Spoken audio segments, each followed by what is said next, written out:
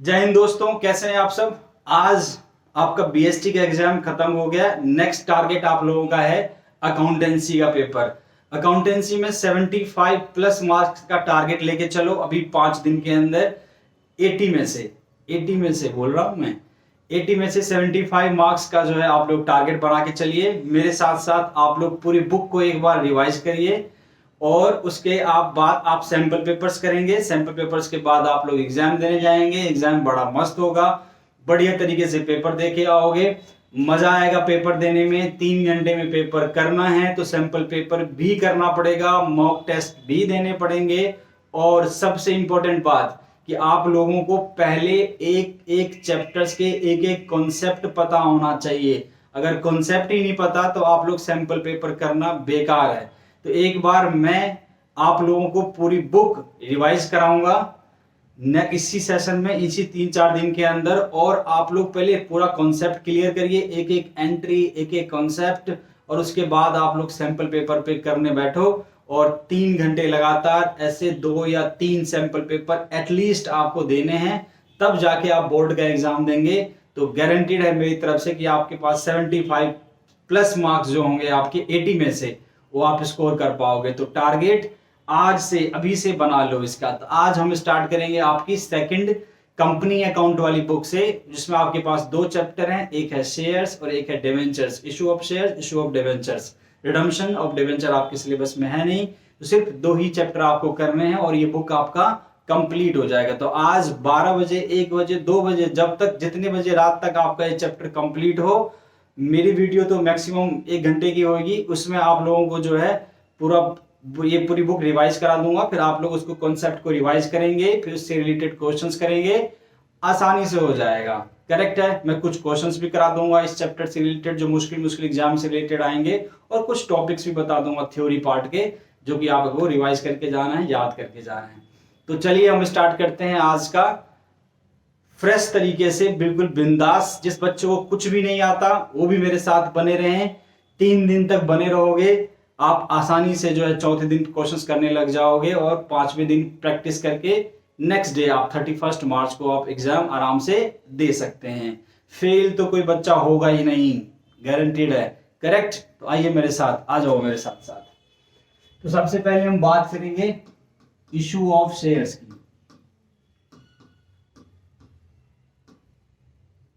Issue of shares में सबसे पहले तो देख लो इसके अंदर टॉपिक्स क्या क्या हैं, आपके पास क्या क्या टॉपिक हैं इसके अंदर। सबसे पहले आता है आपके पास इशू ऑफ शेयर्स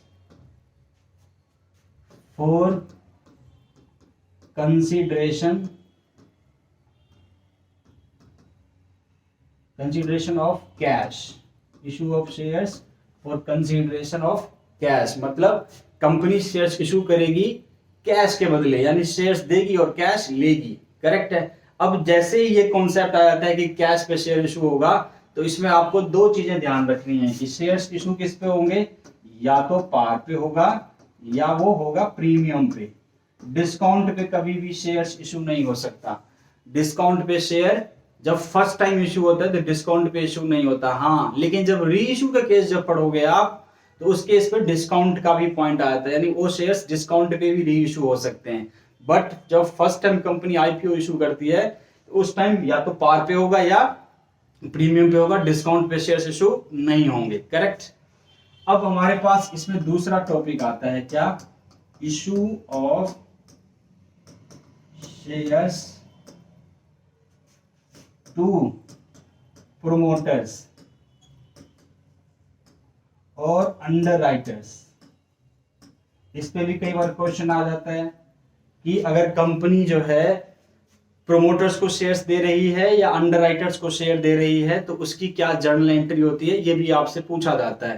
प्रोमोटर्स कौन से होते हैं, प्रोमोटर वो होते हैं जो बिजनेस को स्टार्ट करते हैं, यानी कंपनी बनने से पहले वही ओनर होता है। उस टाइम ओनर का कोई ऐसे कॉन्सेप्ट होता नहीं है, तो उसको हम क्या बोल देते हैं, प्रोमोटर बोल देते हैं। और कंपनी बनते ही वही बाद में मैनेजिंग डायरेक्टर बन जाता है या कोई भी बन जाता है, किसी भी डेजिग्नेशन पे आ सकता है। तो उसके जो उसने कंपनी बनने से जो पहले उसने बहुत सारे खर्चे एक्सपेंस पे किए होंगे, अपनी सर्विस दी होगी, तो उस सर्विसेज के बदले कंपनी जब बन जाती है तो प्रोमोटर्स को शेयर्स दे देती है, तो उसको हम बोलते हैं share issue to promoters. Underwriters कौन होते हैं? अंडरराइटर्स वो होते हैं जब आप कंपनी बना लेते हो, जब आप मार्केट में आते हो शेयर्स को इशू करने के लिए, तब आपको तो कोई जानता है नहीं, तो उस टाइम पे एक भगवान प्रकट होते हैं आपके लिए। और भगवान कौन होते हैं? अंडरराइटर्स। यही अंडरराइटर्स कहते हैं कि आप चिंता ना करें, हम आपके शेयर्स को बिकवाएंगे मार्केट में, और बिकवाएंगे उसके बदले वो आपसे क्या चार्ज करेगा? कमीशन चार्ज करेगा। तो उसको हम क्या बोलते हैं? अंडरराइटर्स। तो अंडरराइटर्स कमीशन के फॉर्म में कभी कैश भी ले जाता है, डिबेंचर्स भी ले जाता है, शेयर्स भी ले जाएगा। तो फिलहाल चैप्टर पढ़ रहे हैं शेयर्स का, तो हम इसको शेयर्स देंगे, तो उसकी क्या एंट्री होगी? यही सेम टॉपिक आपका डिबेंचर्स में भी आएगा कि डिबेंचर इशूड टू प्रोमोटर्स और अंडरराइटर्स, तो उसकी एंट्री क्या है? लगभग में सेम है। यहाँ पे शेयर्स को हटा के डिबेंचर्स कर दोगे आप उस चैप्टर में। नेक्स्ट टॉपिक आता है आपके पास 3, issue of shares to for consideration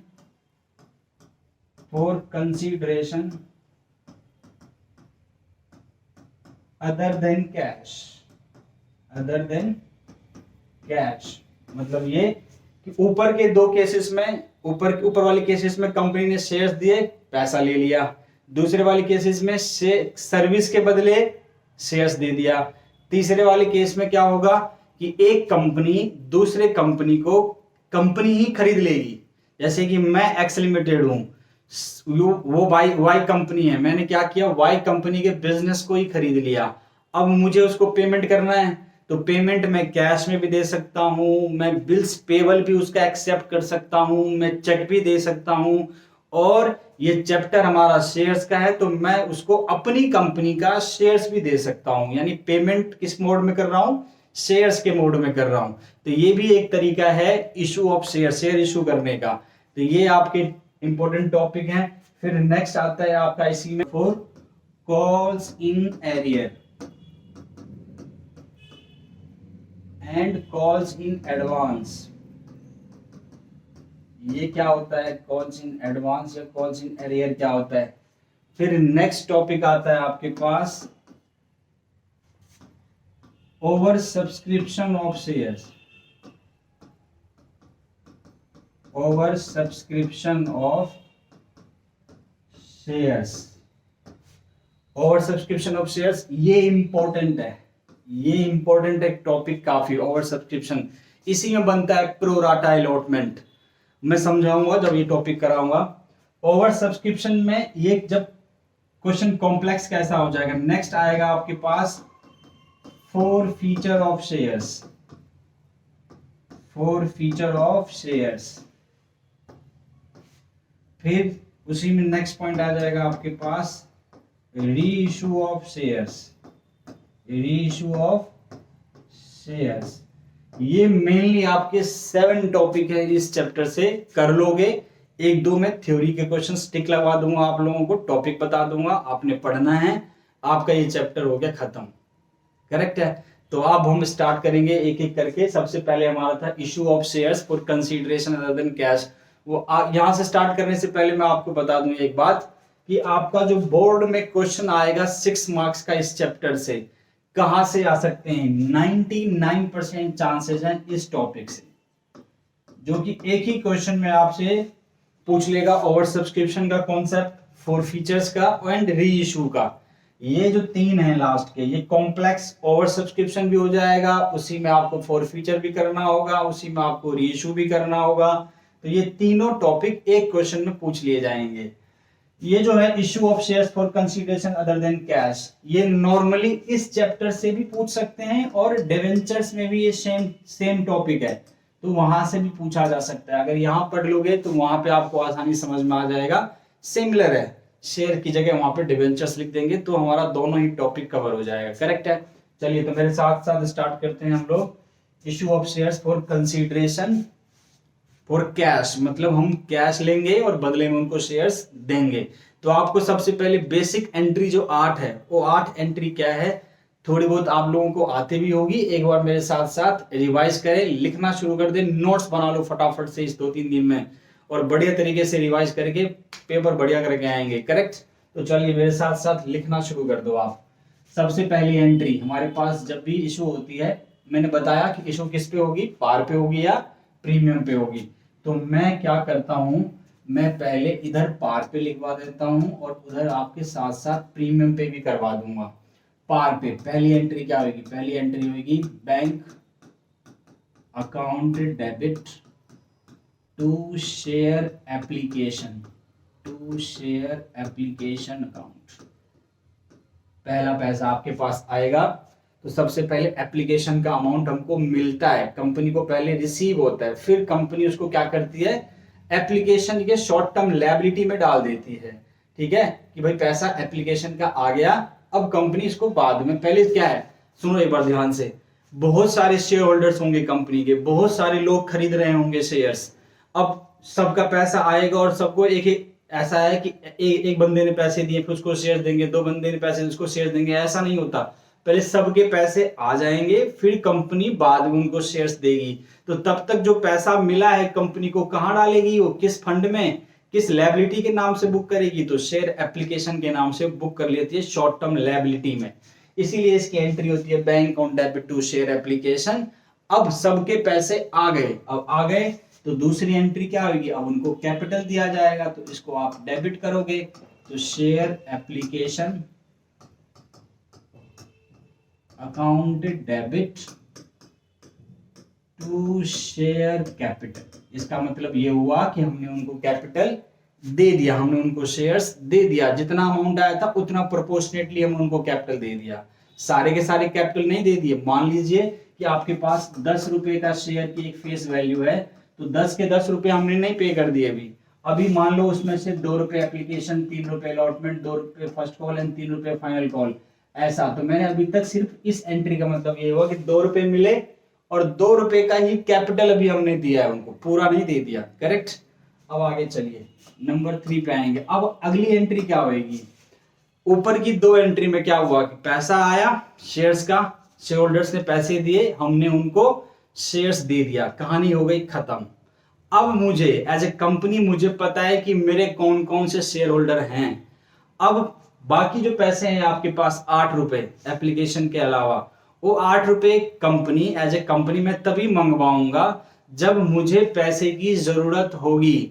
अगर मुझे पैसे की जरूरत ही नहीं है तो अननेसेसरी मैं अपने पास कैश रिजर्व बना के नहीं चलूंगा कि मेरे पास कैश जमा होता रहेगा, क्योंकि मुझे उन पे डिविडेंड भी देना पड़ सकता है ना, उनको डिविडेंड देना पड़ेगा। तो पैसा तो रख रहे हैं, यूटिलाइज हो नहीं रहा है, ऊपर से डिविडेंड देना पड़ रहा है, तो ये कंपनी के लिए लॉस हो जाता है। इसलिए कंपनी क्या करेगी, तभी पैसे मंगवाएगी जब उनको जरूरत पड़े। तो यानी एप्लीकेशन आ गया। अब अलॉटमेंट का लोग यानी शेयर होल्डर अपने आप दे देंगे आपको, या आप पहले मंगवाओगे, आप पहले ड्यू करोगे, सबको चिट्ठी भेजोगे कि भाई साहब अलॉटमेंट का पैसा ड्यू हो गया, दे दो, अब जमा करो अलॉटमेंट के पैसे। तो इसीलिए इसमें पहले ड्यू करने की एंट्री होती है। क्या होती है, तो क्या होगी, share allotment account debit to share capital, ये वाली एंट्री हो गई। इसका क्या मतलब हुआ कि कंपनी ने ड्यू कर ली, यानी सबको चिट्ठी भेज दी। अब आएगा, सबके पास चिट्ठी मिल गई, सब पैसा जमा करना शुरू करेंगे। तो क्या एंट्री होगी, bank account debit to share allotment. Similarly आपको फर्स्ट कॉल की भी एंट्री ऐसे ही करनी है, फिर फाइनल कॉल की भी एंट्री ऐसे ही करनी है। फर्स्ट कॉल की एंट्री क्या करोगे, लिखो मेरे साथ साथ, शेयर अलॉटमेंट की जगह के नाम बदल जाएगा, share first call account debit to share capital, और फिर लोग पैसा देंगे तो एंट्री हो जाएगी bank on debit to share first call. फिर फाइनल कॉल की भी एंट्री कैसे होगी, ऐसे ही होगी, पहले कंपनी ड्यू करेगी यानी मंगवाएगी, तो क्या एंट्री बनेगी, share first call account debit to share capital, और फिर bank on debit to share final call. तो फाइनल कॉल भी मंगवा लिया, फर्स्ट कॉल भी मंगवा लिया, इस तरीके से ये आपको एंट्रीज करनी है। तो यानी हर किसी की एप्लीकेशन की 2 एंट्री होगी, अलॉटमेंट की 2 एंट्री होगी, फर्स्ट कॉल की 2 एंट्री होगी, पहला ड्यू करने की फिर रिसीव करने की, फाइनल कॉल की भी 2 एंट्री होगी, पहला ड्यू करने की फिर रिसीव करने की। तो ये आपके 8 एंट्री इस चैप्टर में तो रहेंगे। करेक्ट है? उसके बाद आई होप कि ये समझ में आ गया, मैं लिखवाना नहीं चाह रहा, अननेसेसरी वीडियो लेंथी नहीं करना चाह रहा। तो ये कर लोगे 4 एंट्री के बाद। इसी तरह similarly first and final call की भी एंट्री करनी है। नेक्स्ट पे आ जाते हैं कि अगर शेयर्स पार की जगह प्रीमियम पे इशू होता तो एंट्री सर क्या हो जाएगी। मान लो फेस वैल्यू 10 रुपीज का ही है, लेकिन कंपनी 10 का शेयर्स, 10 रुपए का फेस वैल्यू का शेयर्स वो 2 रुपए प्रीमियम पे इशू कर रही है। तो अब 2 रुपए इशू करे, इसका मतलब 10 का शेयर कितने पे इशू हुआ है, 12 रुपए में। अब सवाल ये उठता है सर कि या तो क्वेश्चन बताएगा आपको कि 2 रुपए का प्रीमियम वो कहाँ ले रहा है, एप्लीकेशन पे ले रहा है कि अलॉटमेंट पे ले रहा है कि फर्स्ट कॉल पे लिया है कि फाइनल कॉल पे ले रहा है, या तो क्वेश्चन बता देगा आपको। अगर नहीं बताता है तो हमेशा क्या एज्यूम करोगे आप कि जो प्रीमियम का अमाउंट हमने लेना है वो eight the time of allotment लेना है। तो इस क्वेश्चन में भी मैं वही लेके चलता हूँ, 3 + 2 यानी 5 रुपीज में डाल देता हूँ अलॉटमेंट पे इंक्लूडिंग प्रीमियम। अब क्या होगा, पहली एंट्री फिर से एप्लीकेशन की होगी, तो क्या एंट्री होगी, यहाँ पे premium bank account debit to share application, and then फिर कैपिटल रेज करेंगे हम, देंगे तो share capital, share application account debit to share capital. First entry similar जैसे यहाँ था वैसे वहां रहेगा। अब अलॉटमेंट की जो एंट्री है 2 एंट्री है। फिर बच्चे गलती क्या करते हैं कि प्रीमियम की एंट्री कहाँ करनी है, इसमें बच्चे प्रॉब्लम कर देते हैं। अब आपके पास 2 एंट्री है, एक अलॉटमेंट टू शेयर कैपिटल, एक बैंक टू शेयर अलॉटमेंट। तो आपको प्रीमियम की एंट्री कहाँ करनी है, तो आपको प्रीमियम की एंट्री करनी है फर्स्ट एंट्री के, अलॉटमेंट के फर्स्ट एंट्री के साथ। ऐसा याद रखने का तरीका बता देता हूं। अगर आपकी फीस है 2000 रुपीज, है ना, और अगर टीचर ने बोला है कि भाई आपको लाना है इस महीने, आपको 2500 रुपये लाने हैं घर से, तो आप पहला सवाल ये आपके दिमाग में उठेगा ना कि भाई 2500 रुपये क्यों, 2000 ले रहे थे, 500 रुपये क्यों फालतू ले रहे हो। तो फिर आपको स्कूल कह रहा है कि नहीं हम लोग एक ट्रिप पे जा रहे हैं, तो ट्रिप पे जा रहे हैं तो उसके भी 500 रुपये आपको इस महीने घर से लाना है। तो इसका मतलब कि जब पेरेंट्स को इंफॉर्मेशन दी जाएगी कि अलॉटमेंट का या आप स्कूल फी की पेमेंट करो, उसी टाइम उसको बताना पड़ेगा 500 रुपये के लिए, या जब रिसीव होगा तब ऑटोमेटिक मेरे पास आ जाएगा, नहीं हो सकता है ऐसा। इसका मतलब ये हुआ कि जब कंपनी ड्यू की एंट्री करेगी अलॉटमेंट की, यानी जब मंगवाएगी, तभी आपको उसी टाइम आपको प्रीमियम यानी एक्स्ट्रा पैसा जो भी है आपको मंगवाते समय ही बताना पड़ेगा। तो इसका मतलब फर्स्ट एंट्री के साथ होगी या सेकंड एंट्री, फर्स्ट एंट्री के साथ होगी। तो आपके पास यहाँ की एंट्री क्या हो जाएगी, share allotment account debit to share capital, और टू आ जाएगा आपके पास सिक्योरिटी प्रीमियम। याद रखना बच्चों, इस बार सिक्योरिटी प्रीमियम ही लिखा जाएगा, इसके आगे रिजर्व मत लिखना। ये सीबीएसई ने इस बार रिजर्व नाम हटा दिया है, तो क्या लिखना है आपको, ओनली सिक्योरिटी प्रीमियम। और एसपी भी मत लिख के आना एग्जाम में, कोई भी एब्रीविएशन नहीं यूज करेंगे आप लोग, फुल नाम लिख के आएंगे आप लोग। तो इसकी एंट्री क्या हो गई, ड्यू करने की एंट्री, शेयर अलॉटमेंट कितने से, 5 रुपीज से, क्योंकि कितने पैसे लेने हैं, 5 रुपए। कैपिटल का पार्ट कितना है उसमें से, 3 रुपीज, और प्रीमियम का पार्ट कितना है, 2 रुपीज, मल्टीप्लाई बाय जितने भी नंबर ऑफ शेयर्स होंगे, उससे आप ये एंट्री समझ में आ गई। अब हमने चिट्ठी भेज दी फिर से, अब पैसा आएगा, सबने अगर दे दिया तो सब कितना पे करेंगे, 5 रुपीज पर शेयर, या 3 रुपीज या 2 रुपीज, यहाँ पे पे किया जाएगा 5 रुपीज पर शेयर। तो अगली एंट्री सिमिलर ही है जैसे इसकी थी, bank account debit to share allotment, but यहाँ पे जो अमाउंट आ जाएगा वो प्रीमियम इंक्लूडिंग आ जाएगा, 5 रुपए पर शेयर के हिसाब से, जितने भी मल्टीप्लाई बाय शेयर्स करोगे कर दोगे। तो यानी समझ में आया आपको कि पार पे एंट्री कैसे करनी है, और प्रीमियम आपको किस टाइम मंगवाना है, फर्स्ट कॉल पे होगा, फाइनल कॉल पे होगा, तो उसके ड्यू करते समय, यानी जो फर्स्ट एंट्री है उस एंट्री में आपको क्या करनी है, प्रीमियम मंगवाना है, क्रेडिट करना है। आई होप कि मेरी बात आप लोगों को समझ में आ गई है। नेक्स्ट टॉपिक हो गया कि पार पे इशू हो गया, प्रीमियम पे हो गया। इसी में मैं आपको कॉल्स इन एरियर और कॉल्स इन एडवांस भी समझा देता हूं। चलिए इसी टॉपिक के थ्रू आप जो है कॉल्स इन एरियर और कॉल्स इन एडवांस भी समझ लो। ऐसा है मेरे बच्चों कि एक शेयर्स की फेस वैल्यू मैंने बताई आपको 10 रुपए, कंपनी उसको टुकड़ों में मंगाती है, 2-3 ऐसे 4 बार में 4 कॉल में कंपनी ने मंगा लिए पैसे। एक बंदा था, टोटल कंपनी के शेयर होल्डर्स थे, कंपनी ने इशू करे 1000 शेयर्स इशू करे। कितने इशू किए? 1000 शेयर्स। उसमें से एक बंदा था मिस्टर राम, जिसके पास 100 शेयर्स थे। कितने शेयर्स थे? 100 शेयर्स थे। क्वेश्चन ये कहता है कि राम, जिसके पास 100 शेयर होल्डर थे, उसने अलॉटमेंट का पैसा नहीं दिया। नहीं दिया इसका मतलब एप्लीकेशन तो दे दी होगी, वो तो देना ही पड़ेगा, तब जाके वो कंपनी का शेयर होल्डर बना होगा। तो जब बैंक की एंट्री यहाँ होगी तो यहाँ तो सब पैसे दे देंगे, यहाँ पे कंपनी को शेयर्स भी दे दिया। जब ड्यू करेंगे तो अब प्रॉब्लम, जैसे सिक्योरिटी प्रीमियम की एंट्री कहाँ करनी है वो उसमें आती है, वैसे ही कॉल्स इन एरियर में ही बच्चों को दिक्कत आती है। तो समझो, अब जब कंपनी अलॉटमेंट का पैसा ड्यू करेगी मतलब मंगवाएगी, तो क्या मंगवाएगी? राम से भी मंगवाया हुआ होगा कि राम से नहीं? पहले ही कंपनी भगवान है, उसको पहले ही पता चल गया होगा कि राम जो है बंदा नहीं देगा। एक भगवान को दूसरे भगवान के बारे में पता चल गया कि राम भगवान जो है वो पैसे नहीं देंगे। क्या ऐसा हो सकता है? नहीं। कंपनी जब ड्यू करेगी तो सबको ड्यू करेगी, यानी पूरे 1000 शेयर होल्डर, जिसमें राम भी है एक शेयर होल्डर जिसके पास 100 शेयर्स थे, सबसे कंपनी ड्यू करेगी मतलब मंगवाएगी। तो ड्यू के एंट्री में तो सिंपल हो जाएगा, share allotment account debit to share capital 1000 shares multiply by 3 rupees per share, यानी ड्यू की एंट्री सबसे हो जाएगी। अब जब पैसे रिसीव करने की बारी आई तब कंपनी को पता चलेगा ना कि इस बंदे ने, राम ने जो है पैसे नहीं दिए। अब नहीं दिए तो आपका, इसका मतलब ये नहीं कि नहीं दिए तो कभी नहीं देगा, हो सकता है बाद में दे दे हो, तो तब तक हम उसको क्या बना लेते हैं? डेटर, रिसीवेबल, कि मतलब अभी नहीं दे रहा, हो सकता है अगले कॉल में दे दे। तो कॉल इन एरियर जो होता है एक डेटर की तरह होता है, यानी वो एसेट हो गया।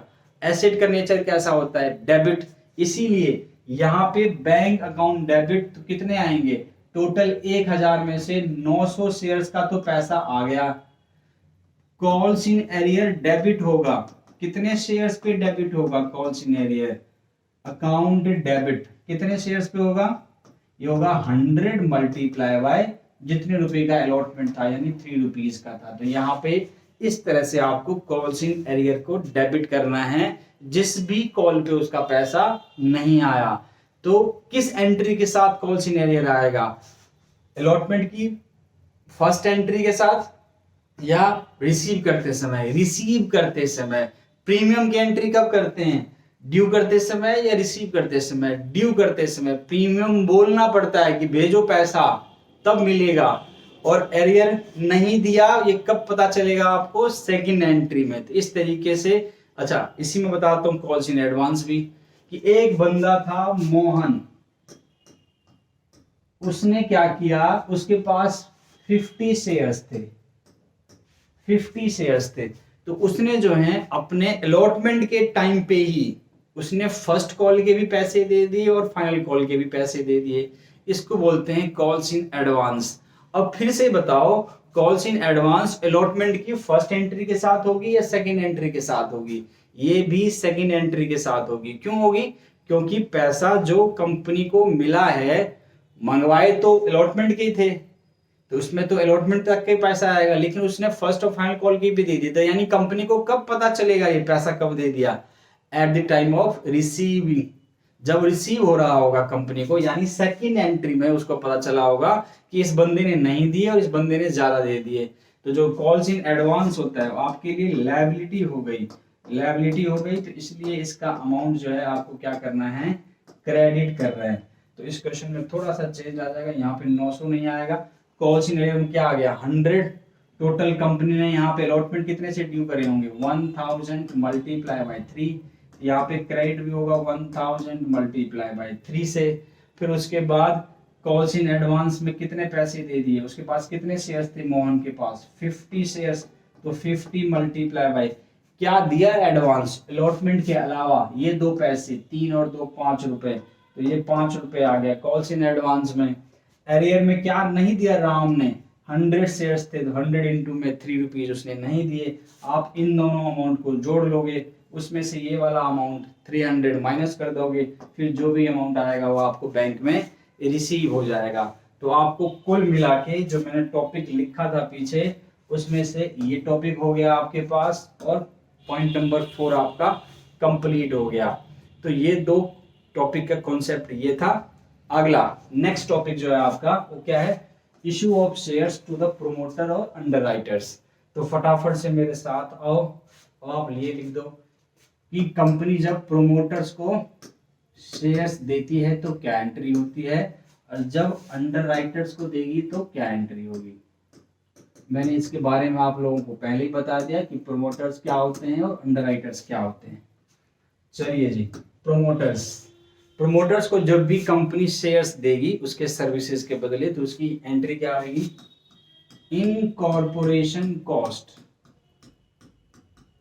इनकॉर्पोरेशन कॉस्ट बोलो, एक्सपेंस बोल दो, आप जो मर्जी बोलना चाहो बोल सकते हो। Expense debit to promoters. Promoters को आपने क्या किया, लायबिलिटी बुक कर ली, यानी इनको शेयर्स देना है।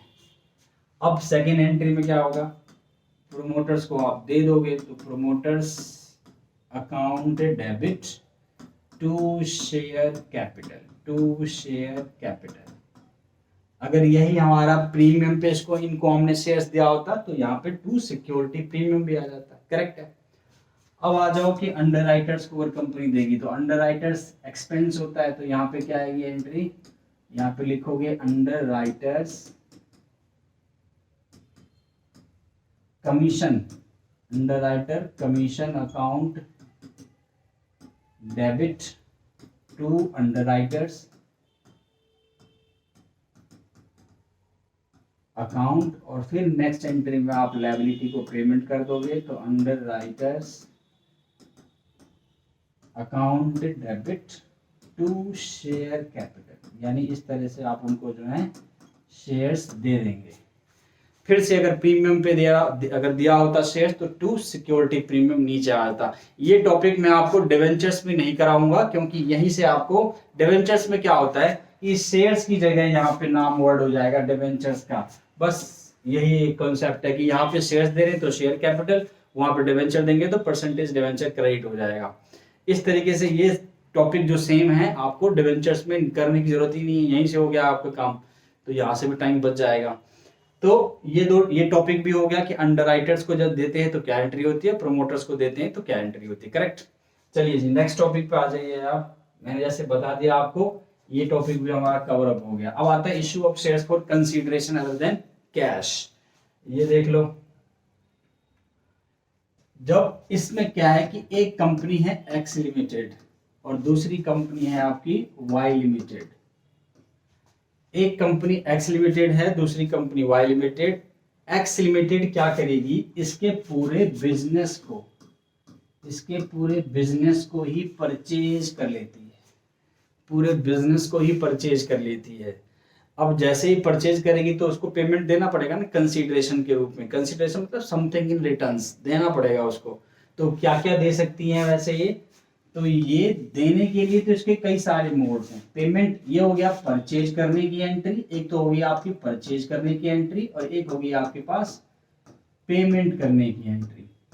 तो पेमेंट जो है आपके कई फॉर्म में हो सकते हैं, जैसे कि पहला हो सकता है कि कुछ पार्ट उसको हम कैश में दे दें, कुछ पार्ट जो है उसको चेक यानी बैंक के थ्रू दे दें, कुछ पार्ट में ये हो सकता है कि बिल्स ऑफ प्रोमिसरी नोट या बिल्स ऑफ एक्सचेंज आ जाए बीच में, यानी ये बंदा एक्स लिमिटेड वाई लिमिटेड को जो है बिल्स एक्सेप्ट कर ले, यानी बिल्स पेबल भी एक्सेप्ट कर सकता है,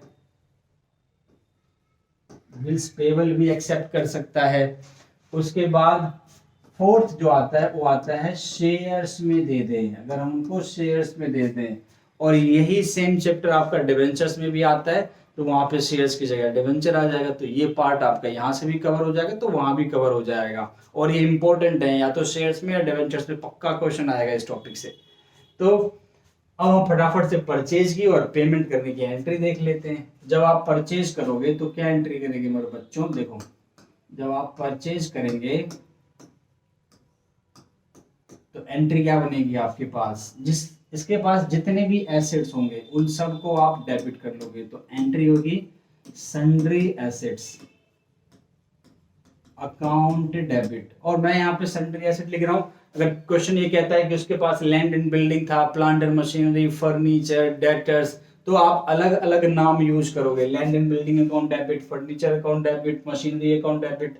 अगर नहीं पता तो आप सन्ड्री एसेट भी यूज कर सकते हो, अगर अलग अलग नहीं पता है तो। अदरवाइज आपको अलग अलग नाम से ही एंट्री करनी है। और 2 में लिखेंगे आप लायबिलिटीज, 2 में लिखोगे सन्ड्री लायबिलिटीज, सन्ड्री लायबिलिटीज। अब लायबिलिटीज का भी मेरे को अलग अलग नाम पता है कि बिल्स पेबल है, क्रेडिटर है, तो मैं अलग अलग यूज करूंगा। तो ये अमाउंट आ गया। अब देखो ध्यान से एक चीज, मैं एक इलस्ट्रेशन ले लेता हूं आपके समझने के लिए, आपको समझाने के लिए। क्या, किससे कि अगर आपने उसके 1 लाख के सन्ड्री एसेट्स ले लिए, करेक्ट, तो sundry assets account debit 1 lakh rupees. 2 sundry liabilities जो है आपने 10,000 की लायबिलिटीज भी उसके पास थी, वो आपकी हो गई, अब तो क्रेडिट हो गया। तो अगर सिर्फ इतनी सी बात क्वेश्चन कहता है तो मुझे बताओ मेरे बच्चों, आप वाई लिमिटेड को, जो कि आपका वेंडर है, क्या है वो, वेंडर, वेंडर का मतलब क्रेडिटर, गुड्स परचेज करते हैं तो हम क्रेडिटर वर्ड यूज करते हैं, उसके अलावा हम जब भी गुड्स क्रेडिट में खरीदते हैं उसके लिए हम वेंडर वर्ड यूज करते हैं। तो वेंडर का भी नाम आप तभी यूज करेंगे जब आपको वाई लिमिटेड नहीं पता होता, अगर नाम पता है तो मैं नाम इस्तेमाल करूंगा, करेक्ट। तो मैं पूछ रहा था कि 1 लाख रुपए के एसेट्स आपने खरीद लिए, 10,000 रुपए की उसके पास लायबिलिटी थी, वो भी आपने ले ली। अब मुझे बताओ कि इस सिर्फ इन दोनों के हिसाब से आप उसको कितना पेमेंट करोगे। कहोगे भाई साहब 1 लाख रुपए के तो आपके एसेट बने, 10,000 रुपए की लायबिलिटी है, तो नेट एसेट मैंने आपसे खरीदे 90,000 रुपए, तो आपको पेमेंट भी मैं कितना करूंगा, 90,000 रुपीज ही पेमेंट करूंगा। तो इसका मतलब बैलेंसिंग फिगर आपका ये आ गया 90,000 रुपीज। इसमें कोई प्रॉब्लम ही नहीं है कि भाई 90,000 रुपीज हम उसको क्या करेंगे, पे करना है, यानी इतने की लायबिलिटी बुक कर लेंगे। प्रॉब्लम कब आएगी आपको कि आपने जैसे इसमें नेट एसेट खरीदा तो 90,000 रुपीज का, कैसे, 1 लाख माइनस में 10,000। लेकिन क्वेश्चन कहता है कि वाई लिमिटेड को देना है आपने 1/20 में या 70 में, किसी भी अमाउंट अलग से बता दे कि परचेज कंसीडरेशन आपको अलग से क्वेश्चन में गिवन हो जाएगा, यानी वेंडर को कितना पेमेंट करना है ये क्वेश्चन बता देता है आपको अलग से, तो उसमें प्रॉब्लम आ जाएगी। कैसे प्रॉब्लम आ जाएगी, देखिए मेरे साथ साथ। अब मैं यही वाला क्वेश्चन करा देता हूं दोबारा से। तो फिर सन्ड्री एसेट्स मेरे पास कितने के हैं भाई, अकाउंट डेबिट कितने का रहेगा, 1 लाख रुपीज का। 2 लायबिलिटीज कितने की रहेगी मेरे पास, सन्ड्री लायबिलिटीज कितने की रहेगी आपके पास, ओ सॉरी 10,000 रुपीज का। तो आपको क्वेश्चन वाई लिमिटेड को कितना देना है ये लिखा हुआ है क्वेश्चन में 1,20,000। ये इस बार बैलेंसिंग फिगर नहीं गिवन है आपको। पिछले क्वेश्चन में मैंने मान लिया था, नहीं दे रखा था कंसीडरेशन, तो मैंने बोला कि जो बैलेंसिंग अमाउंट है पे कर देंगे। इस बार आपको कितना पेमेंट करना है वाई लिमिटेड को, ये क्वेश्चन में अलग से स्पेसिफाई कर दिया उसने। अब तो अब क्या होगा, देखो रूल तो ये कहता है कि जर्नल का डेबिट और क्रेडिट इक्वल होना चाहिए, पर वो तो हो नहीं रहा। क्रेडिट का अमाउंट आपका 1,30,000 रुपए का है, डेबिट आपके पास 1 लाख रुपए का है, तो इसका मतलब ये हुआ कि 30,000 रुपीज डेबिट में कम आ रहा है। कहाँ पे कम आ रहा है, डेबिट में। जहां कम आ रहा है वहां लिख दो।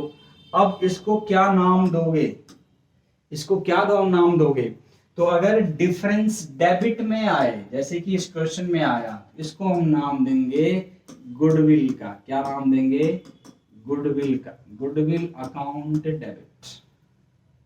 अगर यही डिफरेंस हमारा आ रहा होता किसमें, क्रेडिट में, उसको क्या नाम देते, उसको आप नाम देते कैपिटल रिजर्व का। कैपिटल रिजर्व नीचे आ जाता है क्रेडिट में, यानी एसेट्स खरीदने पे आपको इतने का प्रॉफिट हुआ, और गुडविल का मतलब महंगा खरीदा है आपने। तो ये 2 इंपॉर्टेंट बात आपको ध्यान रखनी है। इसके क्वेश्चंस आने के चांसेस नहीं हैं। अगर एग्जाम में क्वेश्चन आता है तो इसी पे पूछा जाता है या तो गुडविल आ रहा होगा डिफरेंस या कैपिटल रिजर्व। तो आपको ध्यान से देखना है कि परचेज की ही दोनों एंट्री हैं, ये दोनों एंट्री परचेज की ही है, कभी ये होती है कभी ये होती है। लेकिन आपको ध्यान रखना है कि ये वाली एंट्री कब करना है, जब आपको परचेज कंसीडरेशन अलग से क्वेश्चन में गिवन हो, और जैसे ही गिवन होगा तो डेफिनेटली है कि उस एंट्री में ऊपर या नीचे डिफरेंस आ रहा होगा, ऊपर आएगा तो गुडविल, नीचे आएगा तो कैपिटल रिजर्व। इस तरीके से जो है आपको परचेज की एंट्री ध्यान रखनी है। अब देखो एक बात, इससे इसमें एक कॉम्प्लेक्स क्या चीज और पूछ सकता है सीबीएसई, कैसे आते हैं क्वेश्चंस, कई बार आपको कंसीडरेशन नहीं दे रखा होता, तो मैंने बताया अभी कंसीडरेशन नहीं दे रखा तो ये वाला केस हो जाएगा। लेकिन कंसीडरेशन ना दिया हुआ हो फिर भी यही केस बनता है, फिर उस क्वेश्चन को कैसे आप आइडेंटिफाई करोगे, तो ध्यान से देखना उस क्वेश्चन में कि जिसमें कंसीडरेशन नहीं दे रखा होगा। तो एक चीज ये भी ध्यान रखना कि जब पेमेंट करेंगे, हम उसको पेमेंट करेंगे ना इनके फॉर्म में पेमेंट करेंगे, तो आपको पेमेंट की सारी इंफॉर्मेशन दे दी होगी। पेमेंट की सारी इंफॉर्मेशन क्या, कि हमने कितना कैश में दिया, कितने नंबर ऑफ शेयर्स इशू करे, ये इंपॉर्टेंट बात बता रहा हूं ध्यान से सुनना, कितने शेयर्स इशू किए कंपनी ने वो आपको अलग से बता रहा होगा। तो जैसे ही नंबर ऑफ शेयर्स कितने इशू किए कंपनी ने अगर वो दे दिया, तो आपको क्या करना है, नीचे से स्टार्ट करना है। यानी परचेज के टाइम पे ये इंफॉर्मेशन आप लिख लोगे, ये लिख लोगे, ये लिख तो लोगे लेकिन इसकी जगह छोड़ देना है आपने, करेक्ट, कि भाई कितना पेमेंट करना है वाई लिमिटेड को, ये अभी रहने देते हैं। फिर एक एंट्री गुडविल या कैपिटल रिजर्व ये भी हो सकता है, तो इसके लिए भी जगह आपको छोड़ देना है।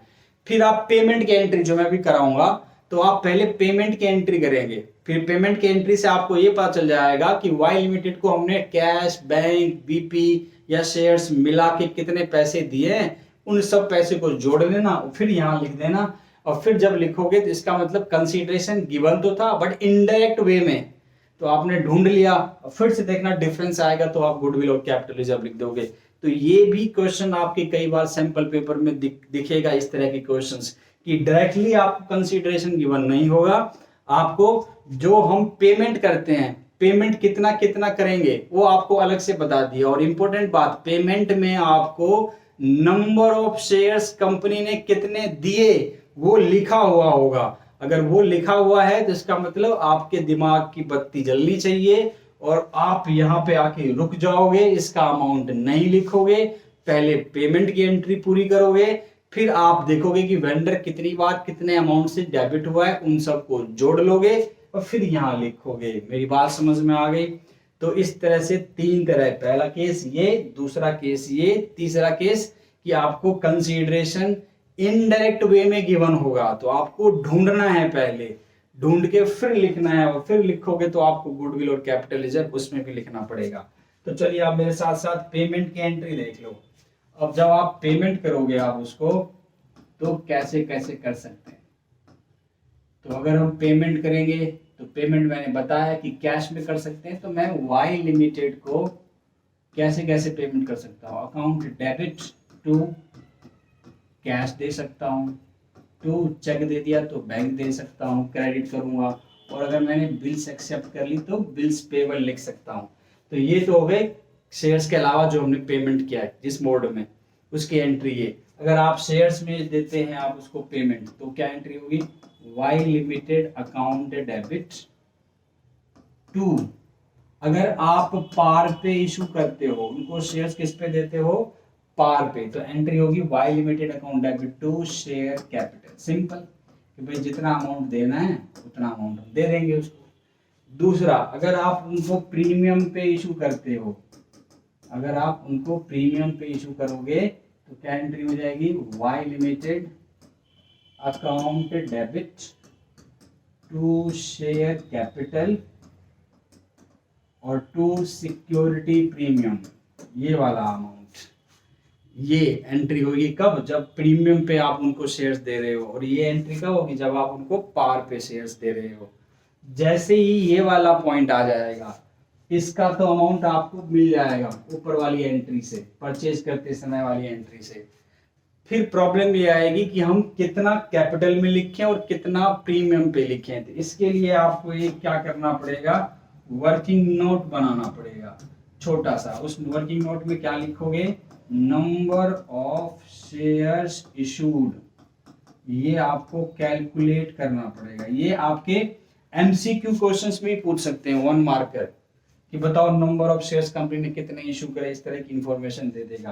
तो इसके लिए क्या लिखोगे, जो भी वेंडर का अमाउंट होगा ये वाला, तो उसको क्या लिखोगे आप, वेंडर्स का जो भी अमाउंट पेमेंट करना है, सॉरी जो भी अमाउंट आपको पेमेंट करना है in the form of shares, ये वाला नहीं, ये वाला amount divided by face value plus premium का अमाउंट, उन दोनों, जैसे मान लो 10 रुपीज का फेस वैल्यू है, 2 रुपीज प्रीमियम है, तो मैं उसको डिवाइड करूंगा 12 रुपीज से, किसको, इस अमाउंट को।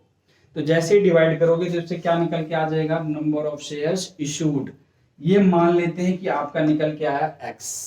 अब कैसे करोगे, x multiply by face value, जो भी रहेगा आपके पास 10 रुपीज का वो कैपिटल हो गया, और x मल्टीप्लाई बाय 2 रुपीज यानी प्रीमियम का, जो भी आपका प्रीमियम का अमाउंट रहा वो ये हो जाएगा।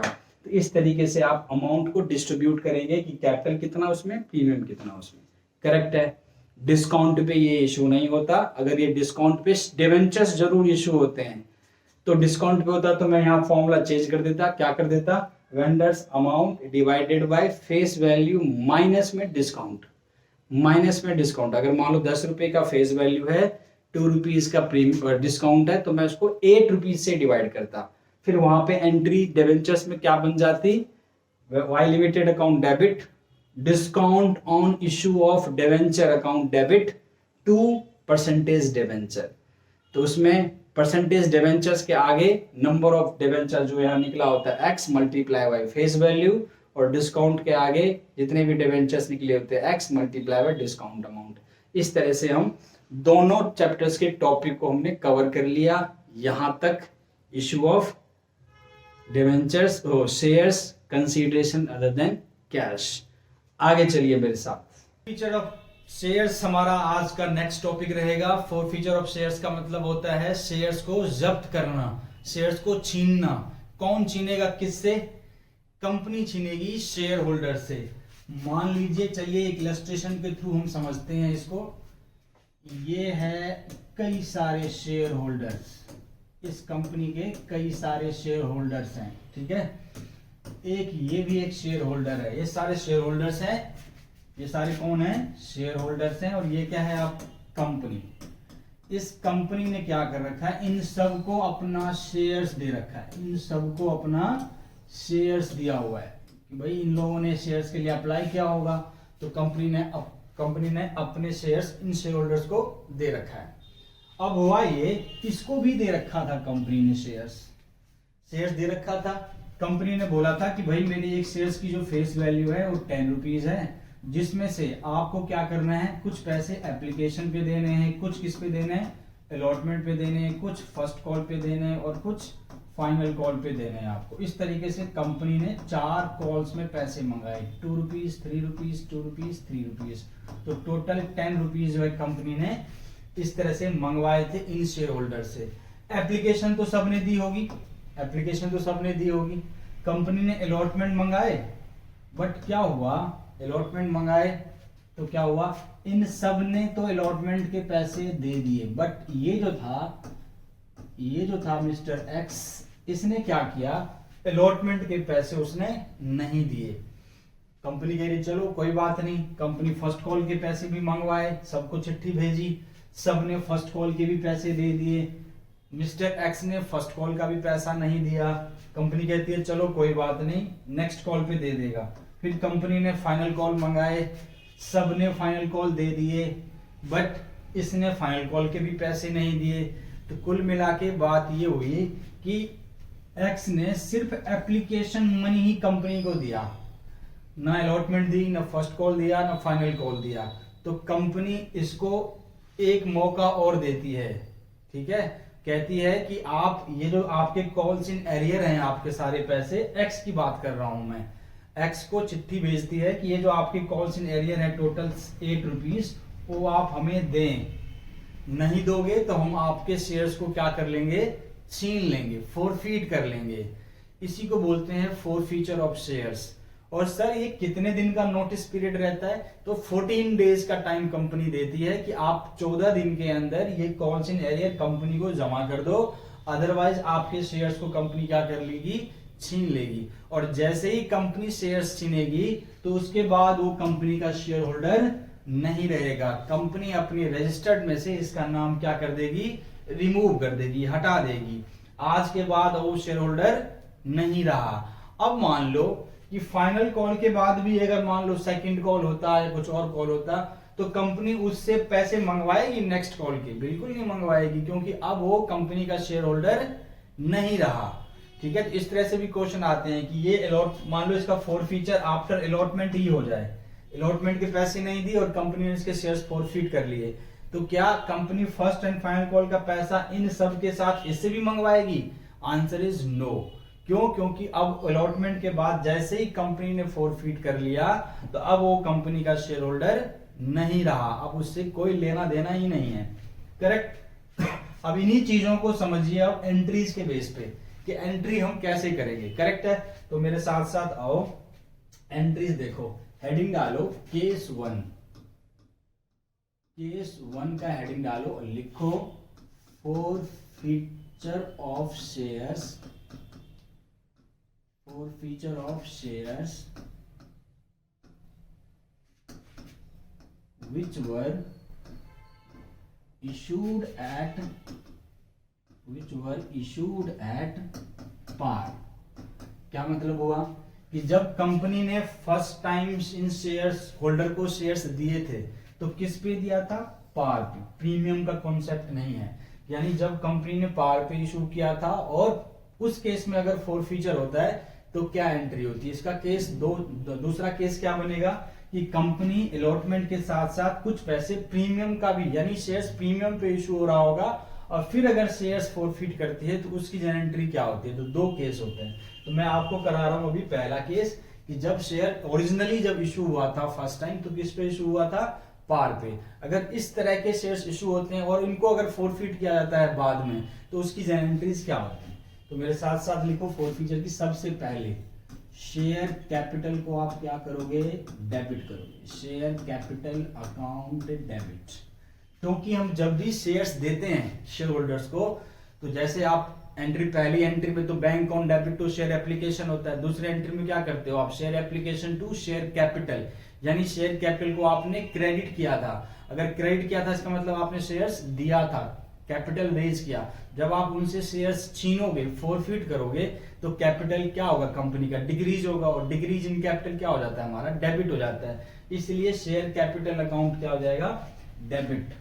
मल्टीप्लाई ब्रैकेट में क्या आएगा? इसमें अमाउंट क्या आएगा? Number of shares forfeited, number of shares, जितने भी कंपनी ने एक्स के जितने भी शेयर्स थे जो फॉरफीट किए, इनटू में इंपॉर्टेंट बात यह है कि यहां पे आप लिखेंगे called up value. Called up value का क्या मतलब होता है? कॉल्ड अप वैल्यू का मतलब होता है कि कंपनी ने मिस्टर एक्स से कितने पैसे मंगवाए थे इस एग्जाम्पल में। तो मैंने बताया एप्लीकेशन तो दी ही होगी, अलॉटमेंट मंगवाया नहीं दिया, फर्स्ट कॉल मंगवाया नहीं दिया, बाकी सबने दे दिए, एक्स ने नहीं दिया। फाइनल कॉल मंगवाया नहीं दिया, इसका मतलब एक्स से कंपनी ने टोटल कितने पैसे मंगवा रखे हैं? 10 रुपए। इसका मतलब हर ड्यू की एंट्री के टाइम पे उसका कैपिटल कितने रुपए से क्रेडिट हुआ होगा? पहले 2 रुपए से, 3 रुपए से, 2 रुपए से, 3 रुपए से। इसका मतलब कि टोटल 10 रुपीज से उसका शेयर अभी तक क्रेडिट हो चुका होगा। तो अगर मुझे अब उसका नाम रजिस्टर्ड से हटाना है तो मैं कितने से डेबिट करूंगा उसको? उसी 10 रुपीज से डेबिट करूंगा। मेरी बात समझ में आ गई? तो कॉल्ड ऑफ वैल्यू का मतलब होता है जितने कंपनी ने मंगवाए। मान लो कि अगर उससे सिर्फ एप्लीकेशन, अलॉटमेंट और फर्स्ट कॉल यहां तक के पैसे मंगवाए होते तो इसका मतलब कितनी बार कंपनी ने उसके कैपिटल को क्रेडिट किया होता? कितने अमाउंट से? 2 रुपीज, 3 और 2, 7 रुपीज से उसके कैपिटल को क्रेडिट किया होता।